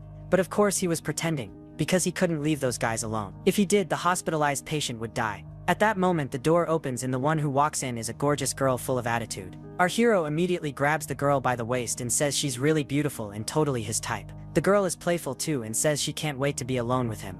All he planned was to take that girl to a room alone and leave her there. But of course he was acting and says some shameless things to her. And so they close the door and go to another place. The mobsters all fall for her, saying that girl was truly amazing. They comment that it's a waste to leave such a beautiful girl with a rookie like him. But something was strange. The guy comments that the door was locked and she managed to open it effortlessly. He even wonders how she opened it without breaking it. Meanwhile, our hero walks down the hallway with the girl. His goal was to leave her in a room alone and come back as fast as possible. But something catches our hero's attention. All the elevators were on the first floor, yet they were already on the 12th. It was strange that the elevators were down there. He wonders how that woman went up so fast. It would be impossible for her to climb those stairs. But at that instant, she slaps the silver slime and grabs the creature that was invisible to human eyes. Seductively, she asks why he was carrying a little creature like that on his shoulder. This was not an ordinary human. She lets down her hair ties and shows that she has horns. Even more seductively, she asks what this naughty boy was up to. After arriving outside, the girl asks Lee if he would like to have a chat with her. Wait a second, this girl managed to see the slime, so she must not be an ordinary human. She had not only seen the slime but was holding the poor thing and had even grabbed his tie. This woman, she is definitely a mock dog. What do I do? Should I keep my distance with my weapons? Isn't it too dangerous, since she already grabbed my tie? And worst of all, she's keeping the little slime as a hostage, in a sweet and delicate way. She tells him not to worry and to relax, because she hadn't even put up her barrier, and since she is a lady, she would treat him very well. However, she was jealous and possessive, and that's why she didn't like him being together with other little monsters. After she let go of Lee's tie, he kept imagining that this girl must be kind of crazy in the head. I know there are people out there who like girls who are this crazy. If you're one of them, comment down below. She keeps saying she doesn't like the idea of him being together with Sasha, and that's why she was jealous. Wait a second, girl, what do you mean by that? Trying to seduce our boy. She said she likes males who are strong, and that's why she had become enchanted by him. There were mock dogs who liked to battle, but she preferred to go straight to negotiations. At this moment, I'm sure you guys would abandon the side of the Shinigamis and join the side of the demons. And the girl, trying to convince Lee, keeps saying that the side of the mock dogs is much better and he would be a happier person. After all, the Shinigamis didn't pay humans that well. With a serious look, Lee said he didn't care about the salary, and with a little smile she said that a good salary wasn't the only thing she had to offer. You know very well what this girl is wanting, right guys? She wants mischief. And getting close to his ear, she said that she could form a post-va bond with the boy. For thousands and thousands of years, the mock dogs had accumulated unimaginable wealth. Be quiet, girl. Wealth isn't the most important thing for me. And touching our hero's chest, she says that if wealth isn't enough, she can offer something else. Since the mock dogs live for a long time, she spent all these years of her life studying the human body, and that's why she could transform into any other woman. She acquired this ability because of her body studies, and while hugging our hero, she keeps trying to say that she could turn into a different girl each day and sleep with him, and she even keeps saying that she's going to let him do whatever he wants. And while asking if he would like to experience her, a kind of purple liquid starts coming out of her ears. Don't fall for her sweet talk, Mr. Lee. You know she's trying to trick you. The girl stands on her tiptoes and keeps saying that she is using a neurotoxic mist. At that moment, our hero begins to be affected by the poison that was being released from the girl, and because of that, he started to feel attracted, saying that this succubus was really very beautiful. And with blushing cheeks, he started thinking silly thoughts. With that, she already prepared a kiss to reward him. However, the slime had the power to absorb toxic poisons and quickly did that to our hero. At that moment, he was freed from the girl's toxic illusion, and she was there preparing to land a kiss on our hero. Now that he wasn't under the illusion anymore, he ended up holding the girl and throwing her far away. Wait a second, my poison didn't work? Was my toxin not strong enough? No matter what you're trying, girl, it won't work on me. Of course she gets angry, asking why he didn't give in to temptation, since earlier he had said she was very beautiful. However, he gives an excuse saying that that wasn't a love confession. It's like saying that a dog or a cat is cute. And being compared to an animal, she gets angry asking if they weren't going to do naughty things together, since he had said that moments before. Well, at that time I thought you were just a human, and I was trying to keep you away from those evil people. When he said that he only did that to protect her, she became all love-struck and he realized that this girl was liking him, and extending his hands, he asks the girl to return his slime and says that he will fight her, because she was a muck dog. You're not even that strong. Why are you trying to act confident? And in reality, deep down, he was shaking with fear. However, she ended up throwing the slime back to Lee. And as she stood up, the succubus asked if by any chance he trusted Sasha and even said that she wasn't strong enough to save him. And releasing her power, the succubus said she was much more woman than Sasha, but since she couldn't make him change his mind, she would capture him by force. And we see that she had spider powers. At that moment, she began materializing her weapons and, a bit crazy, she said that he was her type and that she wouldn't go home without taking him. But thinking carefully, she didn't want to get too attached and therefore she would kill him. At that moment, he used his ocular technique, but luckily for Mr. Lee, Sasha appeared at the last moment, protecting him. Of course, the succubus was already dying of jealousy, asking why that goddess of death had shown up to interfere with her plans. And the mock dog keeps provoking Sasha, asking if by any chance that human was her little boyfriend, making our hero embarrassed. Laughing, she asks if, since he doesn't belong to Sasha, she could keep him for herself. The advice I give to this demon is not to provoke Sasha, because the girl is fierce. Jumping forward, she prepares to strike the goddess of death. However, the Shinigami manages to block with her sword, trying to provoke Sasha. The succubus keeps saying that the mana of the goddess of death wasn't that strong, since she was having a hard time blocking a simple attack. Taking the chance, our hero appears behind the girl and fires several shots with his weapon. After falling to the ground, the succubus says that weapons wouldn't work against her. Got it. So this human can manipulate weapons with his mana. It would definitely be a huge inconvenience to fight against both of them at the same time. That's why she kneels and takes out a sort of cylinder from her skirt. Don't ask me where that was stored. Winking, she uses a type of web coming out of that cylinder. That purple magic was heading toward our hero, but Sasha blocked it with a barrier. However, it seemed that attack would dissolve, creating more and more attacks. It would be extremely dangerous for them to keep fighting against this girl. And by using his ocular power, Lee saw that the girl was trying to aim at those mafiosos. At that moment, Sasha ended up pulling our hero away. That's because those webs were coming from below through the floor. My god, I almost got hit by those spears. Ah, too bad Sasha saved you. She was trying to hit your ankle, Again, the Mockdug starts launching several web spells, and finally she manages to capture those mafiosos. Since they were on the top floor of the hospital, she threw them down and they fell trapped inside a cocoon. The girl says they shouldn't worry because even though they fell from the 12th floor, they were protected by those web cocoons. And with that, she created her barrier so she could use her powers calmly inside the hospital. Next, she summoned a gigantic demon outside. That demon opened a portal, and low-class demons she had created for research purposes began to come out. And these low-class demons possessed little intelligence, so they basically served smaller purposes. And the purpose was to draw Sasha's attention, because little by little they would eat through the webs and eventually kill those men. But the webs were very resistant, so it would take some time, and she said they had to run fast enough to get down there and save those humans.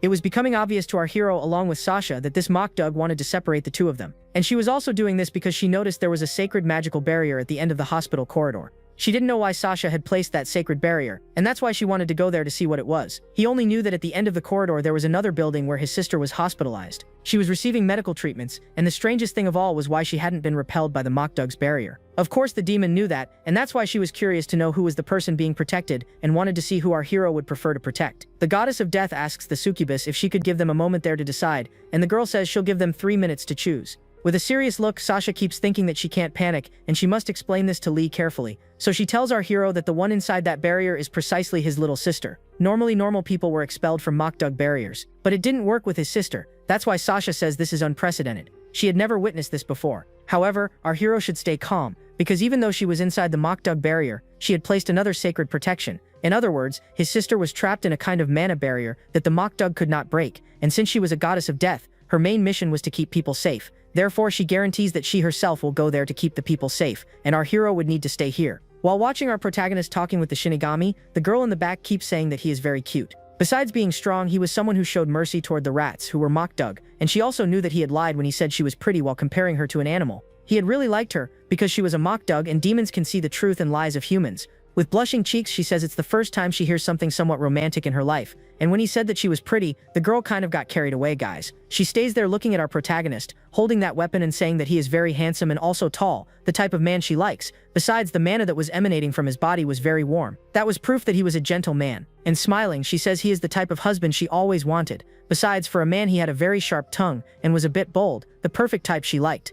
Meanwhile, Lee was coordinating with Sasha and said that he himself would go down there to kill the demons. However, Sasha strikes her weapon on the ground and says that it is very dangerous there because there were powerful demons. Also remembering that the Shinigamis cannot defeat the Mockdugs because otherwise they would not purify their souls. That's why the gods of death, guys, they hire human beings, because they would indeed be able to purify the demons. Using her 4 symbols sword, she was going to create a kind of protective spell for Lee. And so the sword began to emit a pink flame. This kind of protective barrier would block 10 attacks from that Succubus. And the girl stays there from afar watching everything and realized that he had a kind of protective barrier. And she even comments to herself that this would be a waste of effort, because it wouldn't help at all. Since it was taking too long, the girl kept saying that they should hurry, because she hated feeling excluded. Sasha notices that the girl was impatient and said she would finish soon. With that, the Shinigami goes over the plan, saying that the intention is to make him withstand the fight as long as possible. Meanwhile, she would go down there destroying those demonic puppets and also saving those mafiosos. And finally, when she returned to the 12th floor, they could fight 2 against 1. And touching our hero's shoulder, she keeps repeating, telling him not to try to fight alone. But she trusted that he would be able to endure for quite some time. Since his protective shield could block 10 spells, he was supposed to count them and tell her, when it reached number 8, when 8 uses were spent, he was to call Sasha to come help him. Since the attacks from that Succubus were extremely powerful, she left 2 spell blockers as the safe margin.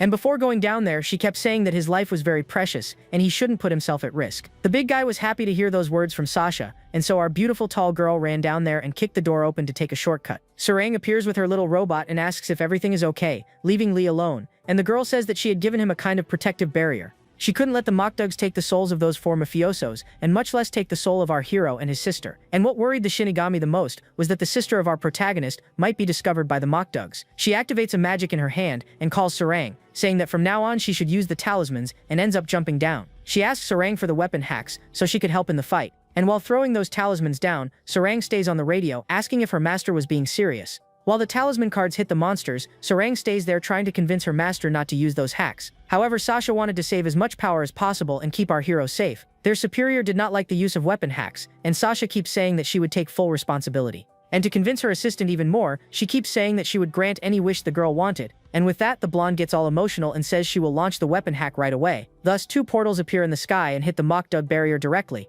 And with that, several weapons end up appearing near the monsters. And when a very bright light falls behind them, the creatures become a little scared. From now on, Sasha would have many weapons to defeat those demons. She asks Sarang to turn off her communication with her and connect her directly with Lee. She would also do this to reduce mana consumption, since she wanted to save some magic to fight that succubus, and even ask Sarang to send the little robot to help our boy. She did this, guys, because she truly cared about him. Now she would be facing those dozens of demons, those ones she could easily destroy. What she could not defeat were literally the Mockdugs, otherwise their souls would not be purified. Meanwhile, our big guy was face to face with that succubus, and she asks if he wasn't going to run, and even smiles, saying that Sasha is very nice, because she didn't think twice before going to save those mafiosos. She even asked if our hero wasn't afraid of her, and the big guy kept saying that logically he wasn't, because today he would defeat her. The girl gives a smile covering her face, saying that he is very bold, and also says that he had quick thinking and was very good with women. And while they stared at each other, the girl says she will see if he will be able to meet Sasha's expectations, and if by any chance Sasha doesn't want him, the girl wanted to take him home to do certain little things. I don't know, guys, it looks like that might be a good proposal.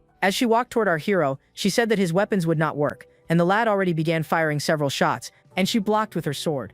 Against the wolf from the beginning, he was defeated simply because he didn't know the power of our protagonist. But now with her it would be different, and we see that the weapons truly did nothing. It seems that keeping on shooting at this girl is not going to lead anywhere. Alright, then I need to use other techniques, such as throwing bombs. He throws the bomb on the ground and kicks it hard, and with that grenade goes toward the girl. She says that Summer had mentioned that he also had tricks up his sleeve, but she was prepared to fight him, and with that she used that vial that contained magical webs and managed to trap the explosion of that grenade with her webs. Wait a second, was her web able to hold that explosion? She says that her webs are extremely difficult to destroy, and as she was approaching, it would not be possible for him to keep throwing grenades at her.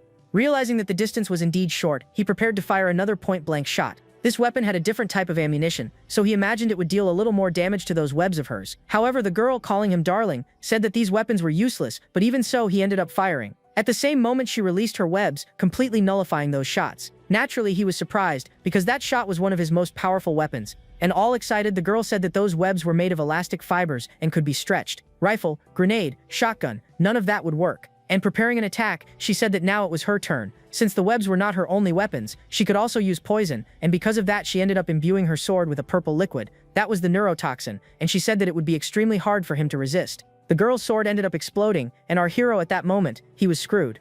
When that toxin entered the respiratory system, it instantly paralyzed his nervous system. Taking slow steps, she said that she would take advantage of him, since he would be paralyzed. And just by looking at this girl's face, you can already imagine what she wants to do with him, right? I do not need to say anything. Upon arriving at that place, Sorang realized that the situation was critical. For that reason, she herself ordered the slime to protect our hero. And that is what happened, folks. The slime stayed on the mouth and nose of our protagonist, so he would not breathe that toxin. And it even joked, saying that this was the first kiss the slime had given. It even said that the slime was a man. Analyzing that toxin, the blonde said that it was indeed a very dangerous poison. He could not breathe in any way, and she kept teasing our protagonist, suggesting that he join that girl and become her little pet. Meanwhile, Succubus, she kept approaching, and she could not expect that our protagonist would be standing as if nothing had happened. Wait, does he have resistance to my toxin? How did that happen? After striking the sword on the ground, she realized that it was the slime that was doing that. Since the toxin had not worked, she ended up releasing that poison. After that, the slime left our hero's mouth to purify all that poison. The girl's intent was to take him intact, but since he was giving her trouble, she said that she would capture him, binding his arms and legs. At that moment, the web ended up sticking to Lee's shield, and she did that by attaching that web's other end to her sword. In terms of physical strength, she was much stronger than he was, and she even kept saying that there was no way he could resist her. Therefore, even if she had to be a little rough, it would be worth it, because only then could she take him away. And she kept asking all cutely if he would understand if by chance she hurt him just a little bit. However, even though she pulled, she could not bring him back. And pointing her finger at the lad, she said that if he did not let go of the shield, she would break his arm, and the lad realized that she really was very strong. If he did not let go, his arm would be torn apart. For that reason, he ended up firing some shots with his weapon, just to try destabilizing those webs.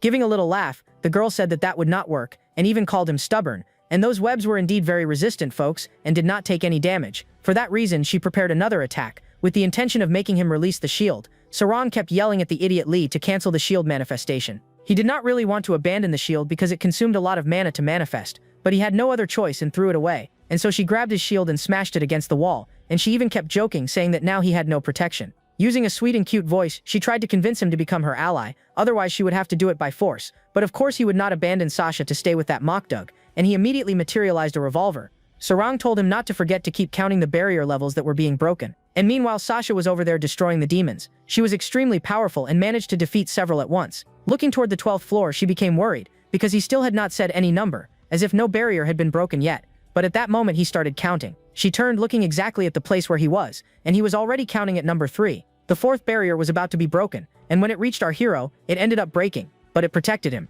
Right after, the fifth barrier was broken. He extended his hand trying to stop that attack, and did that by manifesting a protective plate.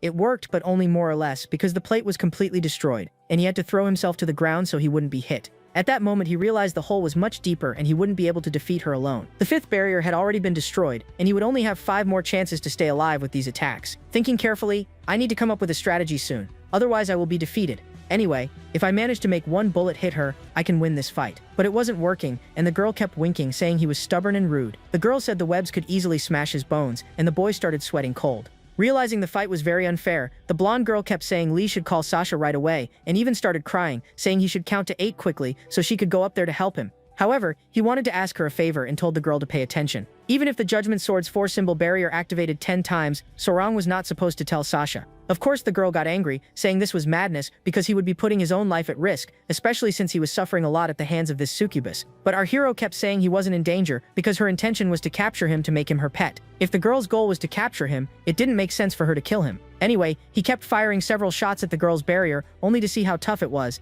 While he explained his strategy to Sorang, he was running away from the girl. He realized the barrier was almost gone. He would only withstand 2 more shots. The succubus made a joke asking if he was hiding behind a barricade, and even said that wouldn't work because her web was heat-seeking. Thus, 1 more barrier broke as she put her hand over her mouth. She kept provoking our hero, saying he was too soft. And of course, Sorang became desperate, saying she would contact Sasha because otherwise the boy would die. Shaking in pain, he said that in the previous fight they had lost 1 soul to Aurora. Because of that, if Sasha left the lower floor and came up, they would lose 4 more souls and she could be punished again. That was true, but the blonde girl didn't want our hero to get seriously hurt. So he explained that he knew Sasha's personality and she always put herself in danger to protect others, but this time he wouldn't accept that. It was his responsibility to act as a partner. He basically wanted to share the responsibility with her and stop this mockdug. What are you thinking winning against this woman? Are you crazy? Then he took the last attacks and the barrier shattered.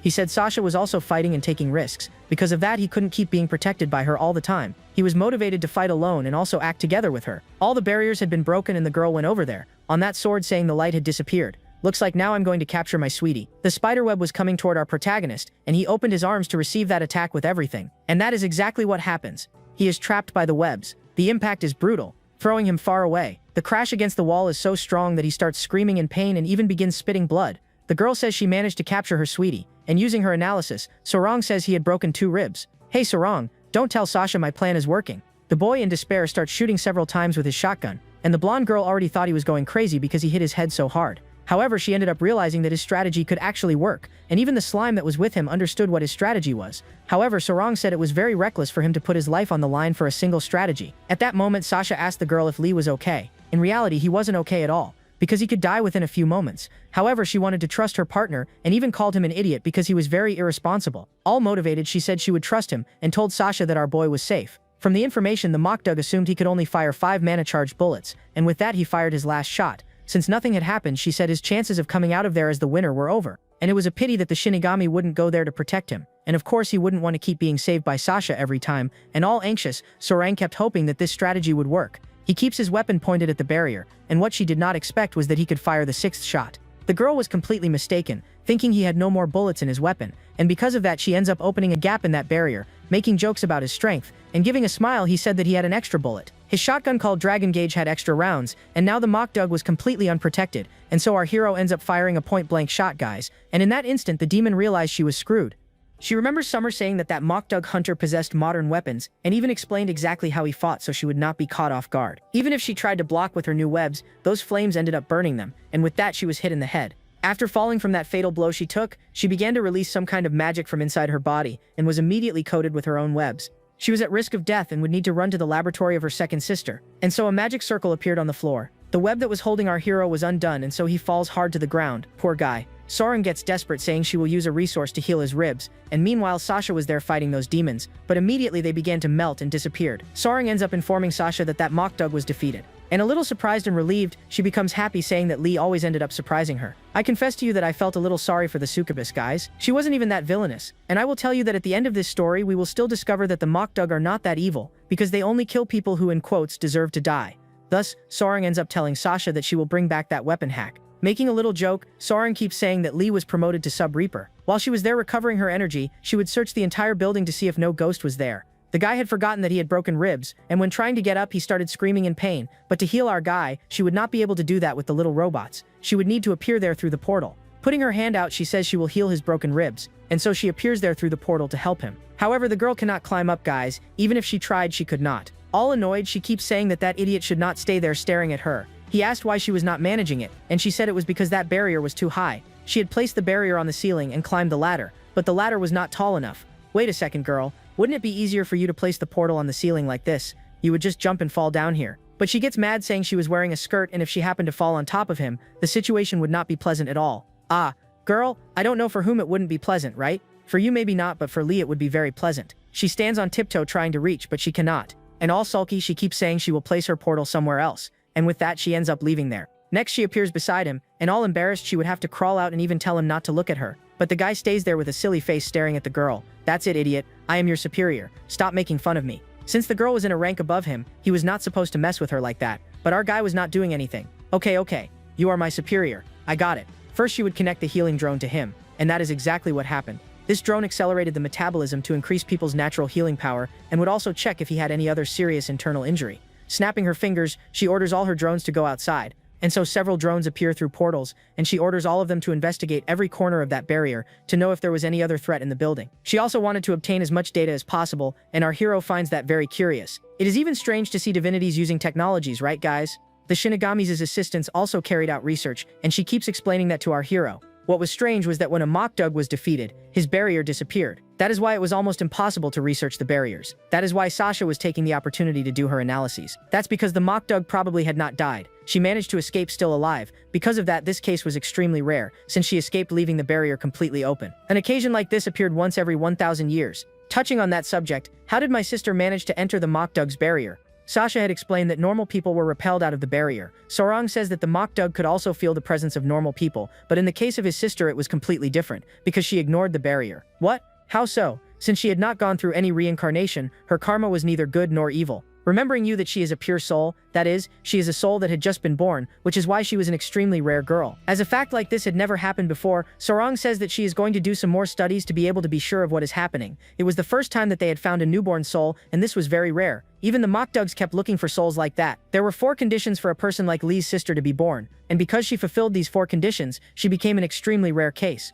And if the Mokdugs discover that she exists, they will hunt her. They had been fighting against the demons for more than 1,000 years. And to humans this may seem like a long time, but to the gods it is a very short time. Our hero, he understood that this fight against the Mokdugs is something recent for the gods, and that is why they do not know all the answers. And giving a smile, the little blonde says that he was to stay calm, because the Shinigami, who is Sasha, placed a god-level barrier to protect his weapon. It did not matter which demon went there, he would not be able to break this barrier. And we see that there was exactly someone there looking at her. This Mokdug ended up throwing his dagger trying to break the barrier, but he could not. And the one who was there was exactly Summer. And she keeps saying that she is going to return home without telling anyone that she had found a girl like that. Newborn souls were extremely rare, and he did not want other Mokdugs to keep hunting her. The kitty was only suspecting that it was that, or maybe it could be a human with some genetic disorder. That is why she managed to stay inside the barrier. But what was really leaving Summer intrigued was why there was a sanctuary-level barrier protecting this human.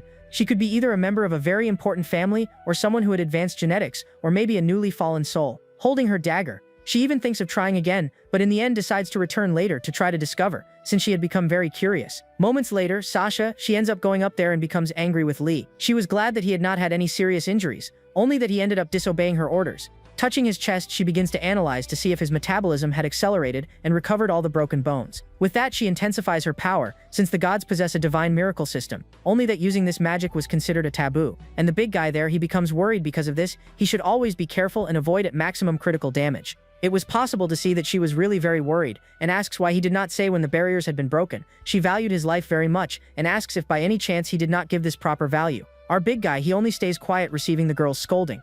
This was the first time that she had become truly angry with him, so he takes a deep breath to be able to speak and said that he would like to share the responsibility with her, only that she was his superior. She should assume the total responsibility. He understood that she was Death's owner, but he would not like her to assume all the responsibility on behalf of another person. He even gives an example speaking about the kitty, as if she had a mission to hunt rats. She would begin to hunt rats doing her best. Logically, bigger problems would arise that the kitty would not be able to deal with. But if she simply gave up facing the challenges just for being weak, she would become sad and even feel that she was a useless kitty. Basically, that was what he was trying to say. He would like to fulfill the responsibilities that had been given to him. That is why he feels sorry for having broken her orders. But at the same time, he knew that she only did that for his safety, and he would like to become stronger to give more safety to the girl. That is because he did not want to be a simple subordinate, but would also like to be a partner. Upon hearing these words, she becomes in shock with her cheeks blushing. He knew that she still did not fully trust him since he was weak. That is why he would like to become even stronger. Upon noticing that she was in silence, he keeps apologizing, afraid of having said something too much. However, she places her hand on her chin and becomes thoughtful,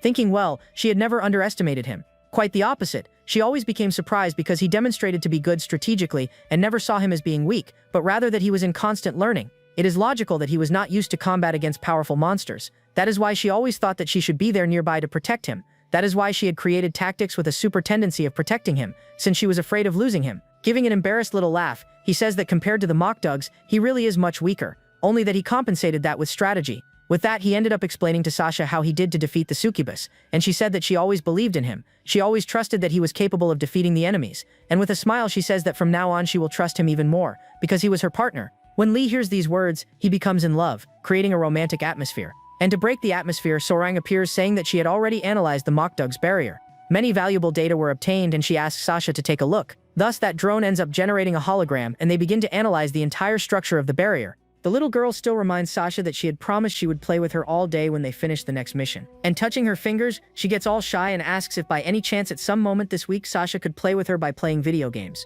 Sasha says that she would love to spend the day playing video games with her, and the blonde girl starts celebrating. Next, she grabs Lee's hands and starts pulling him, giving an excuse that she wanted to show something about the Mockdug. And then, Sorang, what did you discover about the Mockdug? Except it wasn't anything about Mockdug that she wanted to talk about. She was inviting Lee to play video games together with Sasha, taking part in a kind of competition among the three. Ah, I can indeed play video games with you, but why are you calling me? On that day, she was planning to play a betting game, where the third place would have to fulfill a wish of the first place. She was planning to defeat our hero, and also Sasha, and thus planned to go on a date with her master. Our protagonist says that she could simply invite Sasha for a date. She wouldn't need to make a bet like this. But the girl gets angry and starts shouting, saying that this is not how things work with the gods. The Reapers are usually very busy people, and they don't accept invitations just out of nowhere. And she starts shouting, saying that she had even already tried several times to invite her master for a date, but she always rejects it. That's why she came up with this betting game. Placing his hand on his chin, our protagonist starts thinking about this, and even begins to understand how the gods work. He even imagines that Sasha is very bad at video games, and that Sorang will defeat her without much difficulty. And all excited, the blonde girl keeps saying that the gods always fulfill a contract, so if they make this bet, Sasha will have to fulfill an agreement. The big guy understood that she was planning to put our hero there in the middle, only to serve as a filler. Ah, I get it. So you want to use me only to disguise it, making it seem like this wasn't totally planned. So this invitation is so that I lose to you in the final, and thus you become the champion. Is that right? Upon hearing these words, the blonde girl starts laughing, saying that not even if he wanted would he be able to defeat her. That's because the girl, she was a gamer and was very good at video games, so it was impossible for any human to defeat her. But she also knew that he played video games, guys, and even teases him, saying that he played indecent games. And if you know those kinds of games, don't even comment down below. Our protagonist, he was very good at video games, but he got a little nervous when he lost. And since he was very competitive, he already starts saying that he won't let this blonde girl beat him and that he's going to beat her badly. And so the two end up competing to see who will win and manage to go on a date with Sasha. In this way, the competition between the two was set. The scene shifts to the outside of a building. We see that it was Summer's apartment and she was reading some information about our protagonist's sister and discovered who this girl was and even mentioned that they didn't live that far from each other. Summer was so weird that she even took pictures of our hero's sister and even said she would go there to meet her. This story here is getting really good, guys. Currently, it is my favorite story. If you want me to bring the continuation of this story, let's hit the goal. I'm going to set the goal of 50 comments and 300 likes. As soon as we hit this goal, I'll immediately bring the continuation. I'll leave 2 very good stories as recommendations that I'm sure you haven't watched yet, so we'll see each other there. Other than that, that's it. Thanks and see you later, everyone.